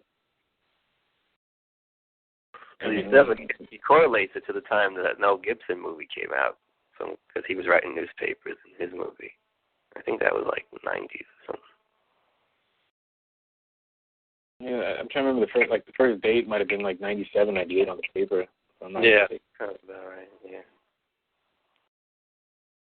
So does he have people living on his farm that don't even like have any interest in what he does, or seemingly don't have any interest in what he does? Does he have people living on the farm? Like that don't have interest? Doesn't he have like boarders? Doesn't he have like people just paying rent or something? No. I mean, he might rent the room for money, but I don't know. It's not like that. The only person that lives with him is this older guy. Oh, okay. But he was there since the beginning, this guy. Oh, okay. He's more of Glenn's, like, what's the word? Like, he cooks for him, and he does, like, the shopping. Yeah. He's not really involved. I don't know if he was in the beginning, but, like, even when I was there, like, he just kind of, you know, he does his own thing. Yeah. But he's not, like, taking part in the conversations or anything like that. Yeah. But he allows Glenn to do the studying and work on the farm, so he's not going out and food shopping and cooking. Like, you know, that takes a part of the day away when you have to do those kind of things. So he does the outside chores and deals with the people and all that type of stuff. But so, like, what's your take on his his wife's interview on Ice Thing a long time ago? I remember seeing that and thinking, like, geez, this is pretty, what is this stuff? And, like, do you think it's, like, true, but it's not that as important as it sounds? Or she's just, like, not just telling Ike what he wanted to hear? Or just not even worth going into? you're trying to say, what do I think about her interviews with David Icke? Yeah. Because they were, I mean, seemingly they were pretty intense. Oh, if, like, those actual events happened to her? Yeah. I mean, I don't know. Like, I don't know her. You know, I don't know how much that is true, that things that have happened to her and whatnot. But I know she was definitely being manipulated at the time, and I'm not sure exactly how she got involved. I don't know her to comment on that, but she's, you know, but everyone kind of goes through certain things, and it takes certain things to shake people up and see how things really are. So I wouldn't say she's like that today, you know. I don't think so everyone has their own past, you know. I wouldn't be so hard on her. It's kind of like I sort of when I first heard it, I was a little surprised for sure, just because I remember those interviews and just being so freaked out at the time. Yeah. Me too. So that was very early on, because I started out as like and I didn't mind Ike. I didn't think he was so bad because it was one of forget how it started. I think I saw a 9/11 movie, like when those 9/11 movies first started coming out, like 05, 04, and so I just stumbled across these guys, and so I heard that interview, and I remember it really bugging me out because it just sounds like she's, unless you want to give her an Oscar or something, it really sounds like she was telling the truth. Yeah, and she has that deep look in her eyes, right? Yeah. And he was so well trained, he speaks so well. Like he says the word research, like it's a great word, and like he just says it like he says it's cute, like he's playing a note on an instrument, Yeah. Yeah. All those guys. I mean, you have to always consider that whenever they're really well spoken in front of large groups of people, you always got to take into consideration they've had some type of training. Because that's not something most people can just do. Just walk up like some guy that's just been studying in his basement for 10 years just to come up and talk to 300 people or recording DVD, like unless you're really extroverted. Emmanuel Velikovsky kind of fits that image a little bit. He kind of seems like someone who just hung out in his basement and came out one or two times. Usually the people who are like that, they're kind of behind the scenes more. But the people who are really out there in public, they like being in public. They like having their eyes. Oh, he definitely loves it. Ike loves being in public. He fucking eats that shit up. Yeah. All those guys. I mean, that's why you have, shows where people do all that stuff. Radio personalities. They like that. Yeah. And a lot of it's their voice. They have a nice voice, carries well over speakers. So for a certain, you keep a certain kind of voice for a certain kind of message for people. You have that aggravated message. You have Alex Jones. Yeah. That get everyone feeling on edge just because his voice is like on edge all the time. So it's like playing an instrument, or you have certain instruments or certain sounds that you play that make you feel a certain way. You have those. Think about Halloween time or scary movies, like those really like synthesized, long, screechy sounds, like woozy, like the aliens. The aliens are coming because you hear this same noise, right?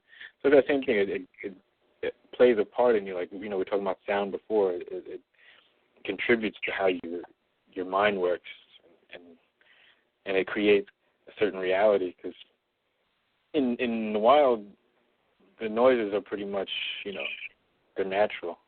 It's the wind, it's the water, it's the animals, it's the insects. It's pretty much your basic sounds that you hear. Trees falling, so you're perceptive that way. But when you have even music or long drawn out speeches, like it's doing something to you because that's not a natural way to hear something, per se. So, that organization of sounds.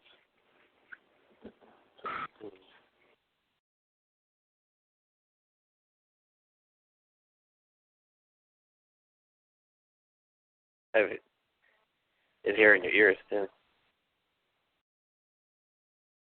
What is that? You also have hair in your ears too. Hair in your ear, yeah. Yeah, I think on each part of your body it plays a different role. It's a different kind of. You think there's really something to that, like when you turn 40, in that ballpark area? When you turn 40? Like what happens to 40? Well, I mean, with the hair, like I'm growing my hair, so I noticed a difference with things. It's not. I mean, I guess the longer it gets, the more I pay attention to it, the more I work it. It's kind of like a muscle. You have to keep working it and developing it, and notice that that's what you're using when it comes about. That's probably the most. But I've always kind of had those instances throughout my life, so I wasn't.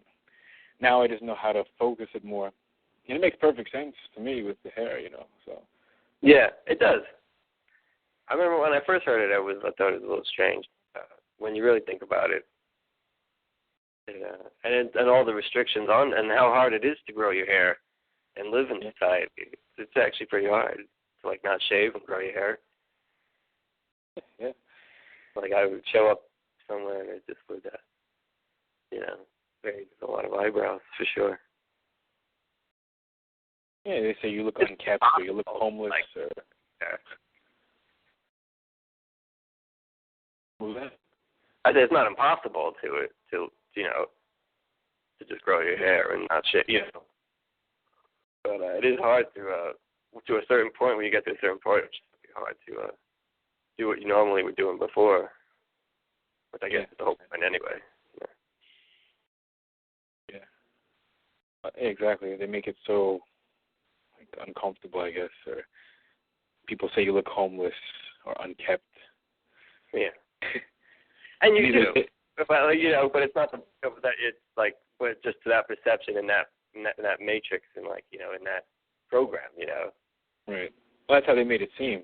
Only homeless people. They always show them with the salt and pepper colored hair, half gray hair all long, and the guy is unshaved because he's so poor and homeless.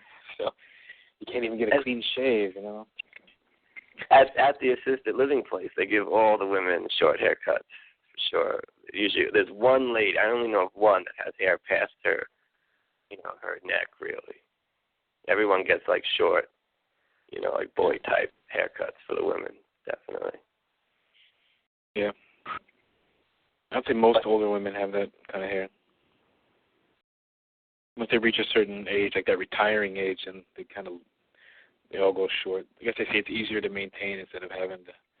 And a lot of it, they're gray. So it's a lot harder to dye all that hair if they're going to dye it, but they're still dyeing their hair at that older age. So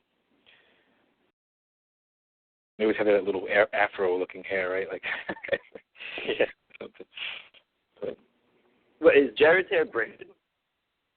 It looks braided on his Facebook picture. That could be an old picture.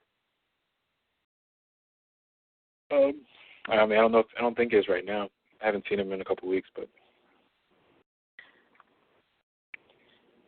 he says he even notices the difference. Mine says something about the turban braiding and stuff. I was surprised to see his hair braided in that picture, being what Glenn has said about it. But I guess it's really not that big a deal. Well, he said he did notice. He has said he's noticed the difference when his hair is braided and when it's out. How he feels. Yeah. He could have just done it to see what would the effects, for sure. But the difference, if you had to go to court, you can't go to. Sometimes you can't, go to court looking like that. You're probably better off braiding your hair, Yeah. just for that day. Yeah. Well, that's the thing. What Jared and I have discussed several times is also it's not necessarily. Because when Glenn is talking about how the hair has to be, touching the spine and whatnot, that's coming from someone who has straight hair. But someone who has curly or that kind of basically Afro-style hair, you can't grow it. It doesn't grow out. Yeah. It naturally doesn't. It wants to stand up. It's lighter hair. So, my hair is mixed. It's curly. So it's dry as it wants to go up. If it's wet, it'll hang down, but it's not I could probably pull it 5-6 inches longer than it really is. It curls up 5 or 6 inches more than. Oh. But it's pretty. I keep it in a ponytail most of the time. But didn't he suggest that type of hair was engineered into blacks because their hair would have known more or something along those lines? And how it doesn't make sense where you would want more hair covering your body in a place where there's more sun because it would protect you. Oh. Where, in a place where you're not, in Siberia, you'd want your hair, Yeah. Hair can keep you warm there too, to tell you the truth. But in a place where the sun is beating directly on you, the more hair you have, it would kind of protect your skin instead of being no hair anywhere and you're just kind of cooking out there. But, yeah. But maybe it plays a different role. Like it gathers up a different kind of information, or since they're older, blacks are older, the DNA runs a little deeper, so they have that information that you would need your long hair to get. It's already there for them, Okay, yeah. Or for us, I should say. So it's already kind of there, but it's maybe a different way. Like you have a satellite picking up TV and an antenna picking up a radio. It's like it's getting two different kinds of information. They're both doing the same thing, but just a different frequency or a different type of information it's gathering. Yeah.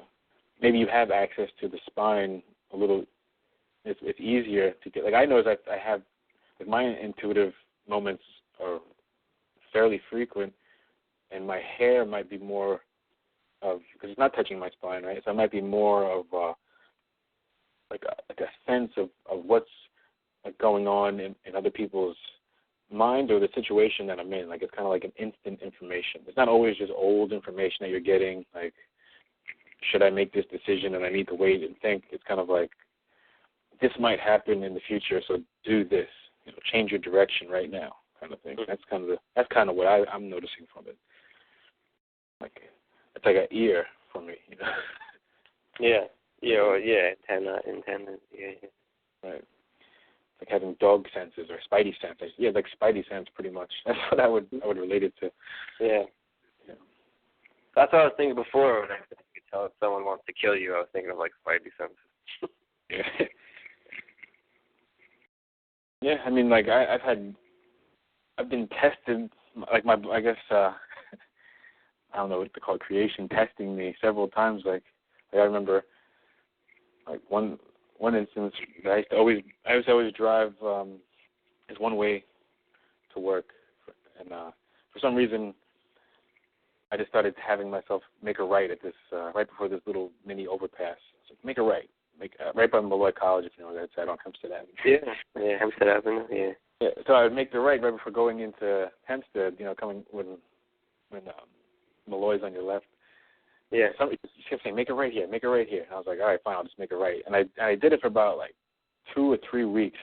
And I'm like, why do I make the right here? It's pretty much the same distance. And then as I'm slowing down to make the right, I'm physically putting the brakes on, and this car just shoots right in front of me and goes right across the grass into the Malloy grass. Like, it shot across Hempstead. She didn't stop. There's no stop. Yeah, a lot of students do that on that road right there to that entrance. They do that. That happens a lot. Yeah, so they were trying to go into the school. It was right after that entrance. It was right before you go over that overpass over the Southern State. Yeah, it's like a hill in that direction. Right. Yeah. She flew right over there, and as I'm stopping her, she would have went right in. She would have nailed me. I would have been done.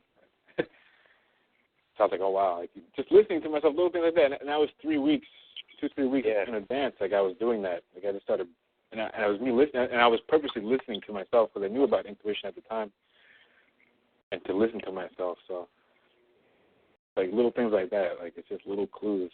How do you explain it? Maybe you explain it because time isn't linear.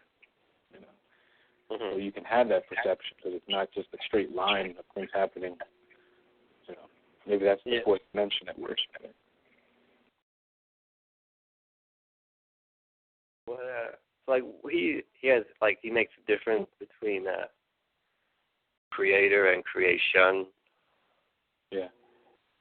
He would say that the creator is would what most people would consider God, and creation what most people would consider evolution, or not really?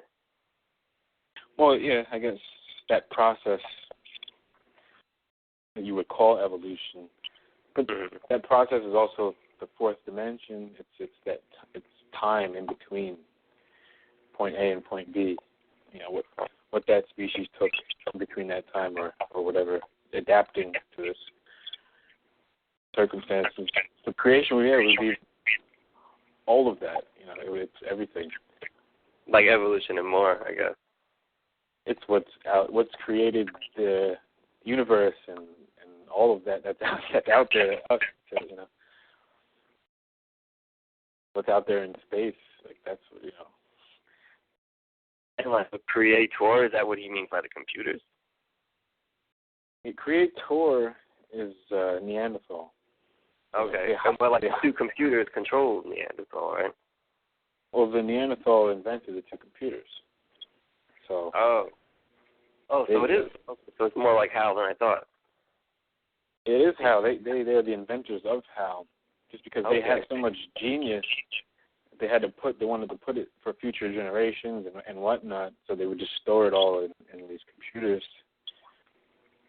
And then they evolved. You know, the computers evolved. That's a chemical computer. Well, you know, people are chemical computers too. So wouldn't it be like it's like an organism as well type, right? Or no? Like a biochemical, or I guess computer. I mean, I guess it's nothing I could really imagine in my head, really. Well, yeah, I mean, I'm and not it's hard. sure How could exactly. it be two separate ones? Like is one? How were they different? You know, wouldn't it be just one separated into two parts, or? Yeah, it can be like two halves of a brain. You know.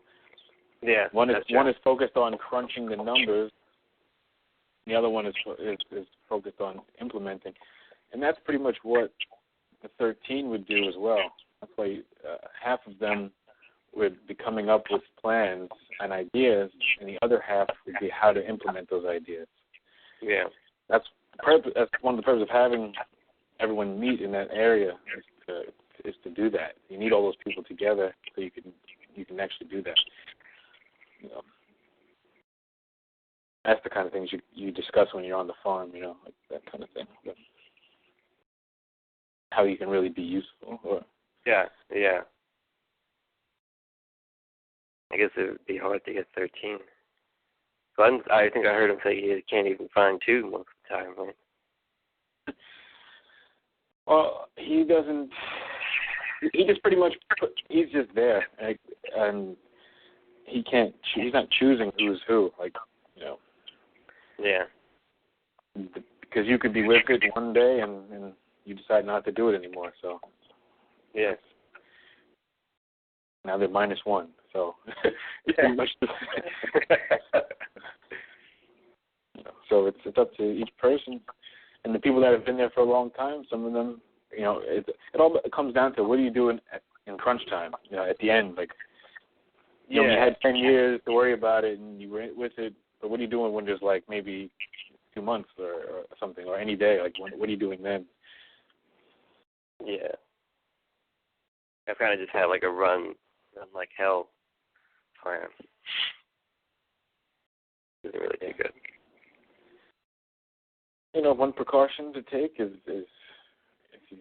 if you're planning on, you know, if you have someone, if your girlfriend, children, or whatever, or a wife, to make sure you guys have passports, you know, stuff like that. Yeah. Oh, well, I've been having one for years. Yeah. Well, you know, just make sure that everyone's got all your stuff is in order. Like, you know, you don't want to be in the system. You still got to go through them somehow. Yeah, you still have to, you know, you have to, like overstand the system. Yeah. But they are the toll gators. So just like they hijack reality, they hijack everything. They're just that toll gator sitting there deciding whether or not to let you pass, and if so, how much you have to pay, you know. Yeah. So, like, what does he do to, like,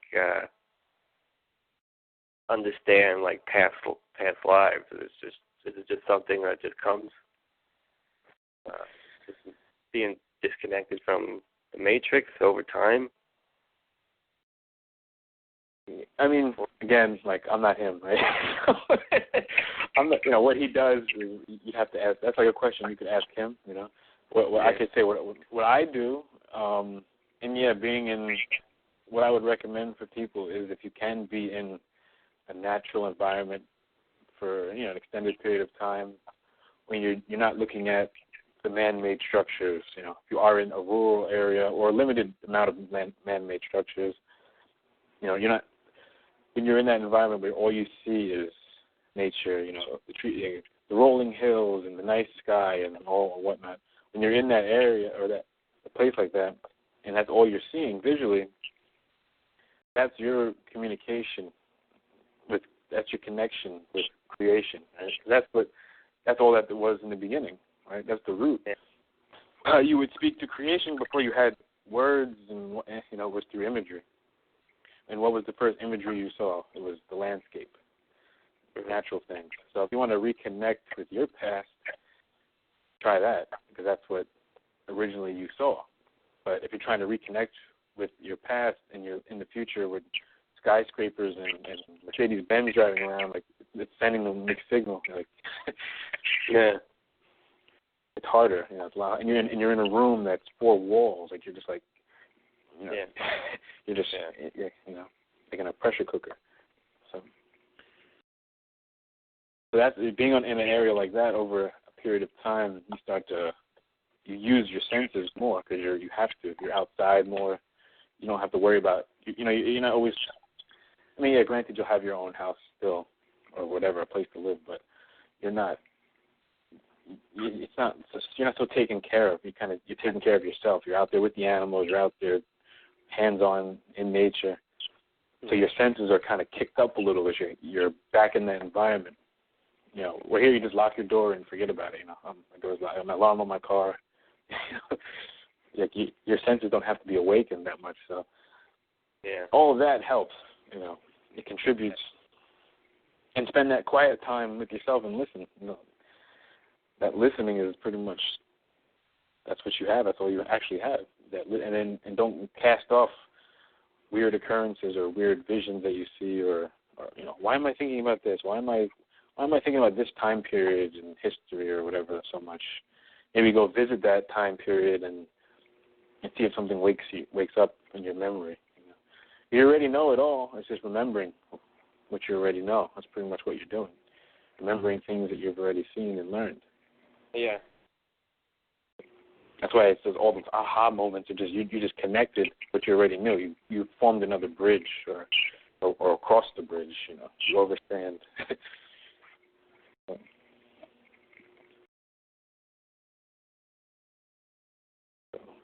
And after that, overstanding, then you see what direction is it all taking me? Where am I going with this? Or where is this going? That's what, you know, the verse standing comes in. It's not just getting how the system works, like what direction are they going in and why. So yeah.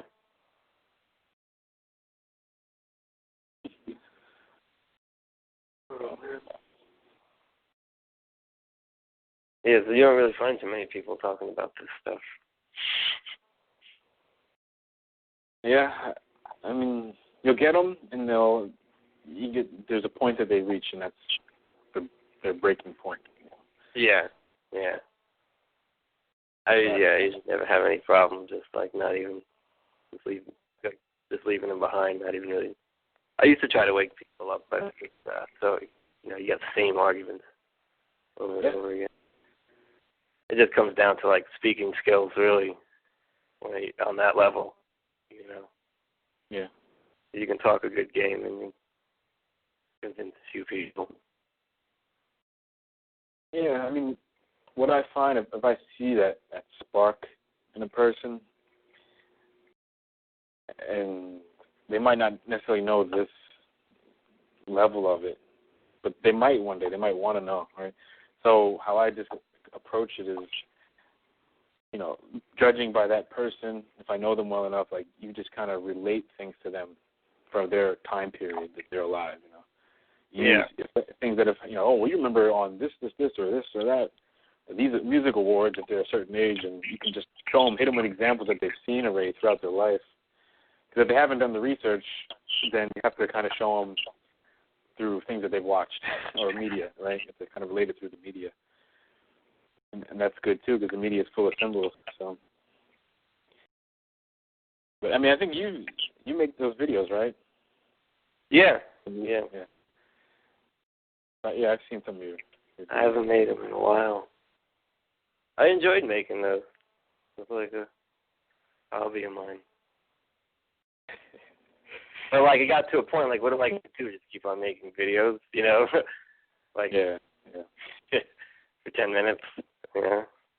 Were people getting them? Because I know some, like, I got them, but were people getting them? Like, your references within? No, not really. I wouldn't even really put too many tags on them. I would just put, like, sometimes I wouldn't put tags because I would just know, like, whoever subscribed will see it. I was only really friends with Jared and Maderick on the only ones I really, or you know, maybe a few other people. I was always weary with like talking to people on the internet, and I always got, you know, really felt like I was like doing something with those movies, and then it just got to a point where I was like, I'm not doing anything really, you know. I'll watch some now. And I'll be like a little impressed. I'm like, wow, this is good. I'll start doing stuff again for a new one, and then when it just comes down to it, I just think, you know, not finishing it or just not. Because like, what's it going to be? Like, especially at this point with the information I know now, it's going to be. I mean, just you and Jared are going to like it. That's going to be it, you know. So I might as well just do something else, something better, something more productive. Yeah, I hear you. I definitely hear you. But I'm sure another one will pop up one of these days. I think I remember, which one was that? With was it Warren and you did the Pee Wee Herman thing? Is that you?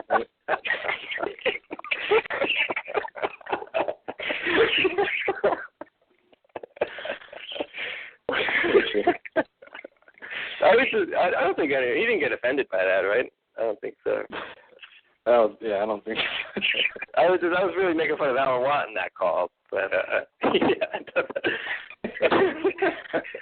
he's back now. He's on Broadway now, Pee Wee Herman. You know. Really? He's back in the limelight. You know, he's roasting the dead. He's back on Broadway. No. Available for children's parties too now.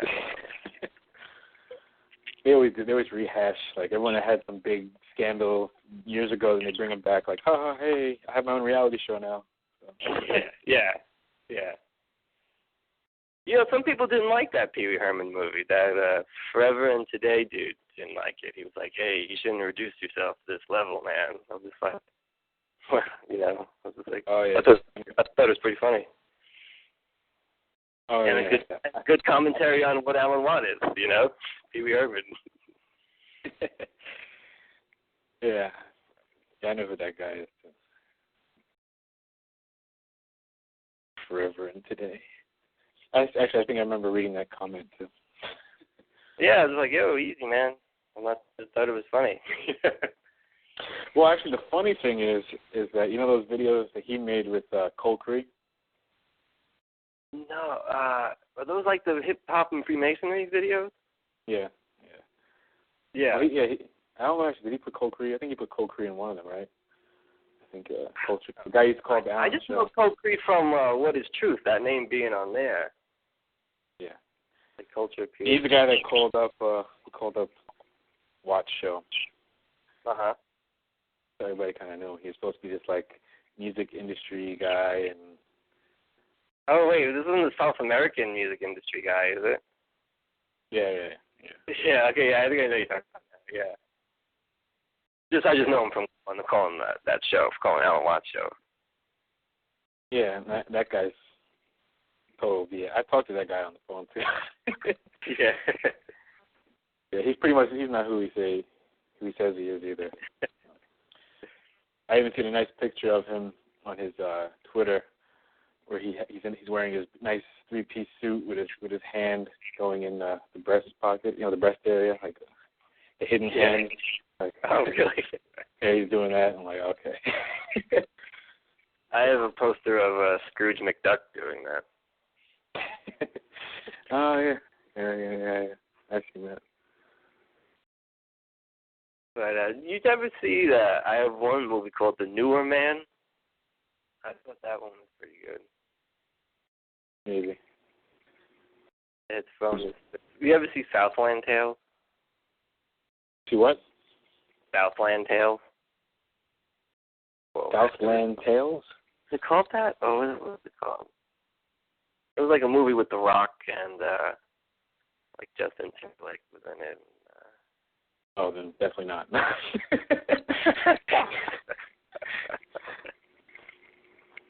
No, I don't think so. There was a few clips from that movie. It was like an apocalyptic movie. It was the same guy who made Donnie Darko. He made this other movie called Southland Tales. Donnie Darko, yeah. I'm actually downloading Alphaville now. Jared mentioned that movie. I haven't really seen the whole thing yet. And it's not on Instant View on Netflix. Okay, yeah, I have to check that out too. Yeah, it's like some black and white movie, French movie about Yeah, you told me. I don't think it's as surreal as I don't think it's surreal like the that movie. I think it's like a sci-fi type movie.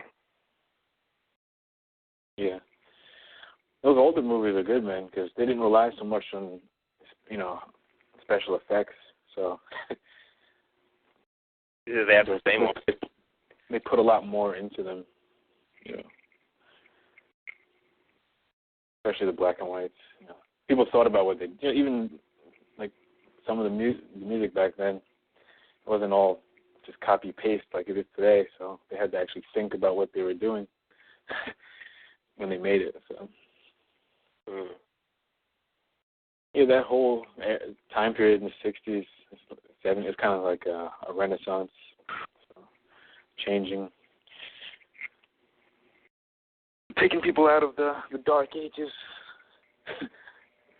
Shooting them up, and that's what brought in the whole information age. Yeah, Did you get a? Did you ever get an encyclopedia from post World War I? Yeah, I have a Masonic one, but it's not a complete. I have a volume of it, and I have another just regular encyclopedia from like 1898, I think. But I would like to definitely get an older one. But it's definitely true. Like when I'm reading mine, like you just see stuff you would never think about looking at. And the connections it is there. So it does work. It definitely works. You learn so much.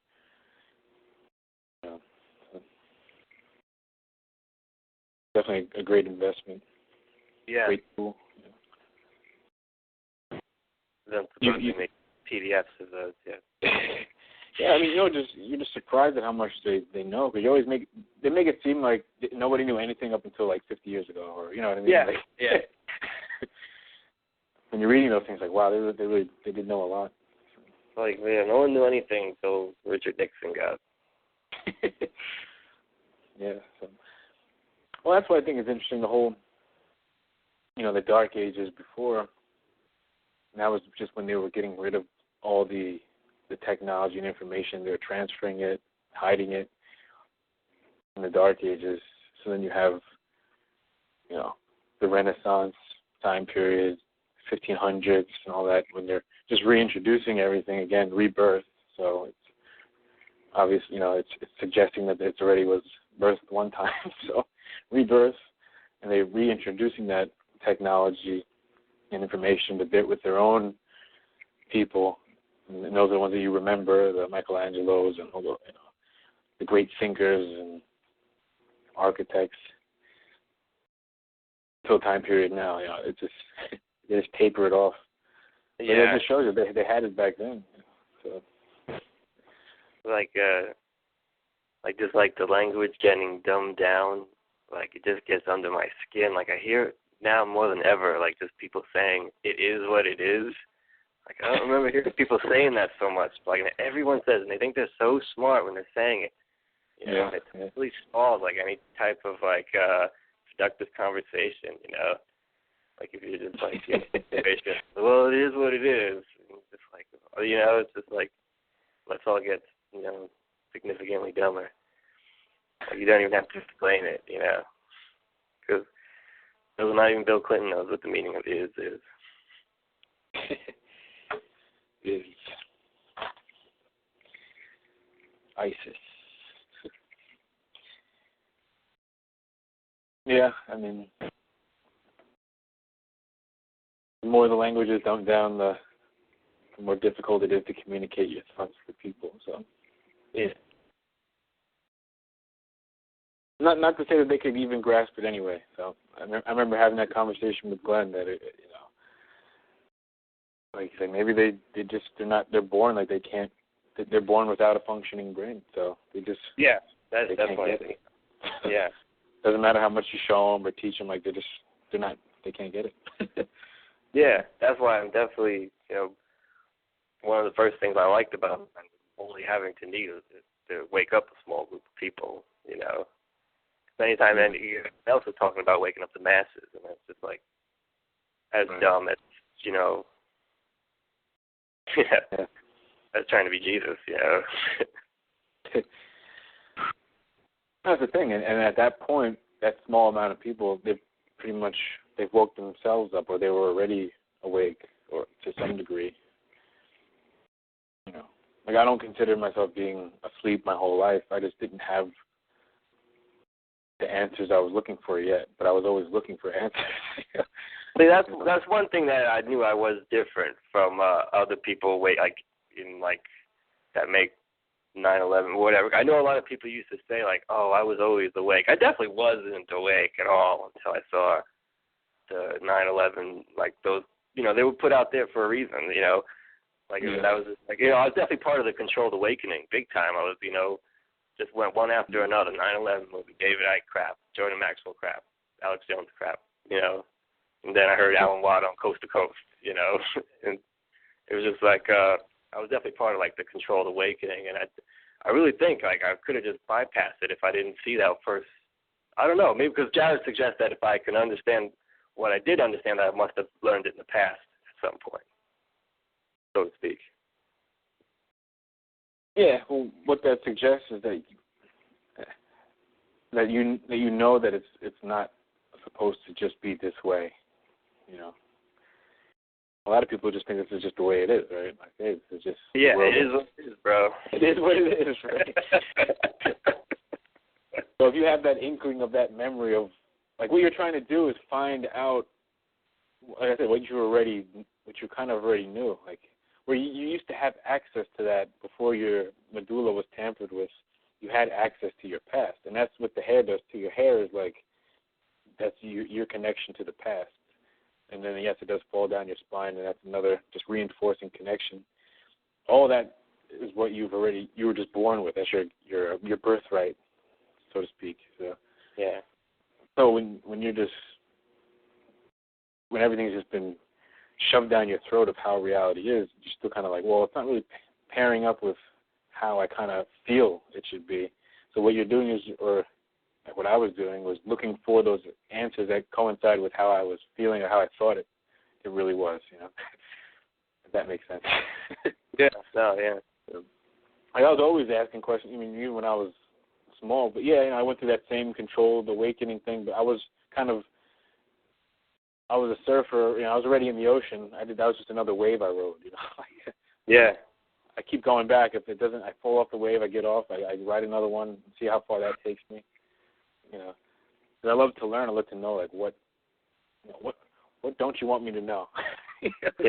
That's what I want to know. Like why is it this big? Like why are they hiding? Why are they trying so hard to make everyone not find out? Yeah. I can't stop till I find that. So that's kind of my own mission. But yeah.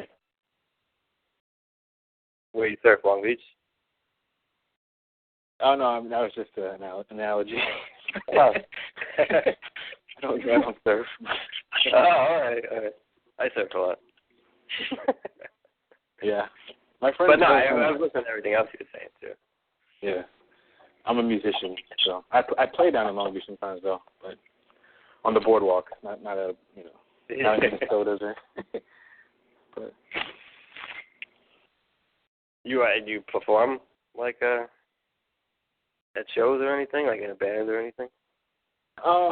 Well, not your traditional band. I'm in like I'm in two groups. Mm-hmm. I play like a traditional instrument, a Japanese traditional instrument. So Barry Sada or Sammy Sada? Yeah, shamisen. Oh yeah.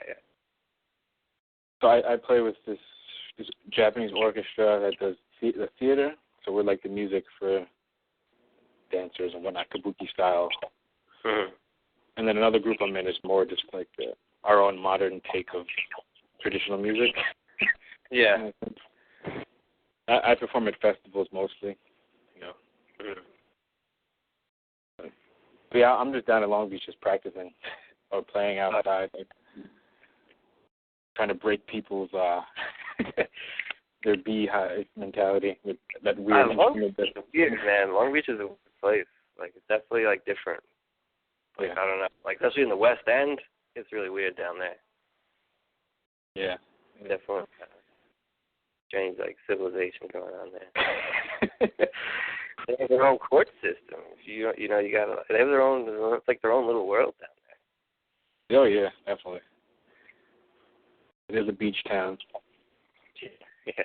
Strange. It's kind of. If you ever been to like the Jersey Shore, like Wildwood area, Cape May? It's kind of like that, kind of. If you ever been down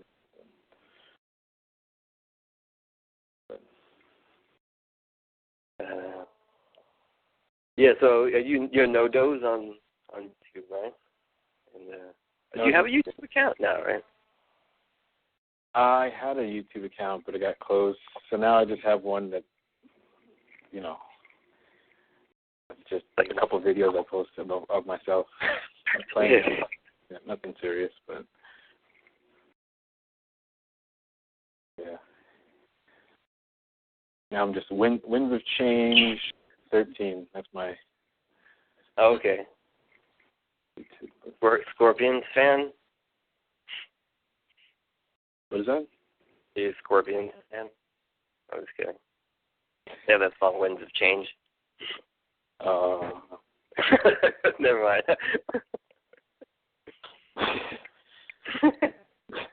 I'll check that out though. It's like an 80s song. That's good to know. Actually, people might think I'm referencing that.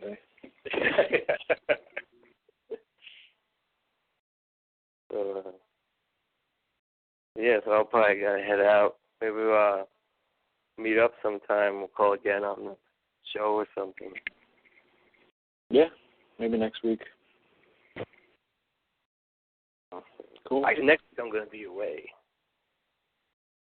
But okay. Well, I mean, he does it, I think, pretty much Saturday. So. Yeah, that's what I figured. Every Saturday, 7. And there's usually once during the week on like another show. Does he do another show? No. I don't think so. Are you on his Facebook? Is that why? Actually, I am. Yeah. Well, sometimes there's like episodes where he is talking to Glenn. Sometimes it's just him, like in groups like this. Oh, talking to Glenn with like 2 or 3 people. Yeah. Yeah, that's on my channel. Yeah. You could join in on that. That's Saturdays too sometimes. But. Is it not 76496 or something? No, that one's on a different line. So if you want to just get on it, just talk to one of us after. Yeah. Email me. I'll give you the. I'm even forgetting that this is even being recorded. I don't think I thought of that form this whole time. Actually, since Jarrett left, I don't think I even thought of it. Yeah. But I guess I'll get in touch with you at some point in the near future. Yeah, man. Sounds good. All right, man. Take it easy. I gotta head out. All right, man. Till next time. All right.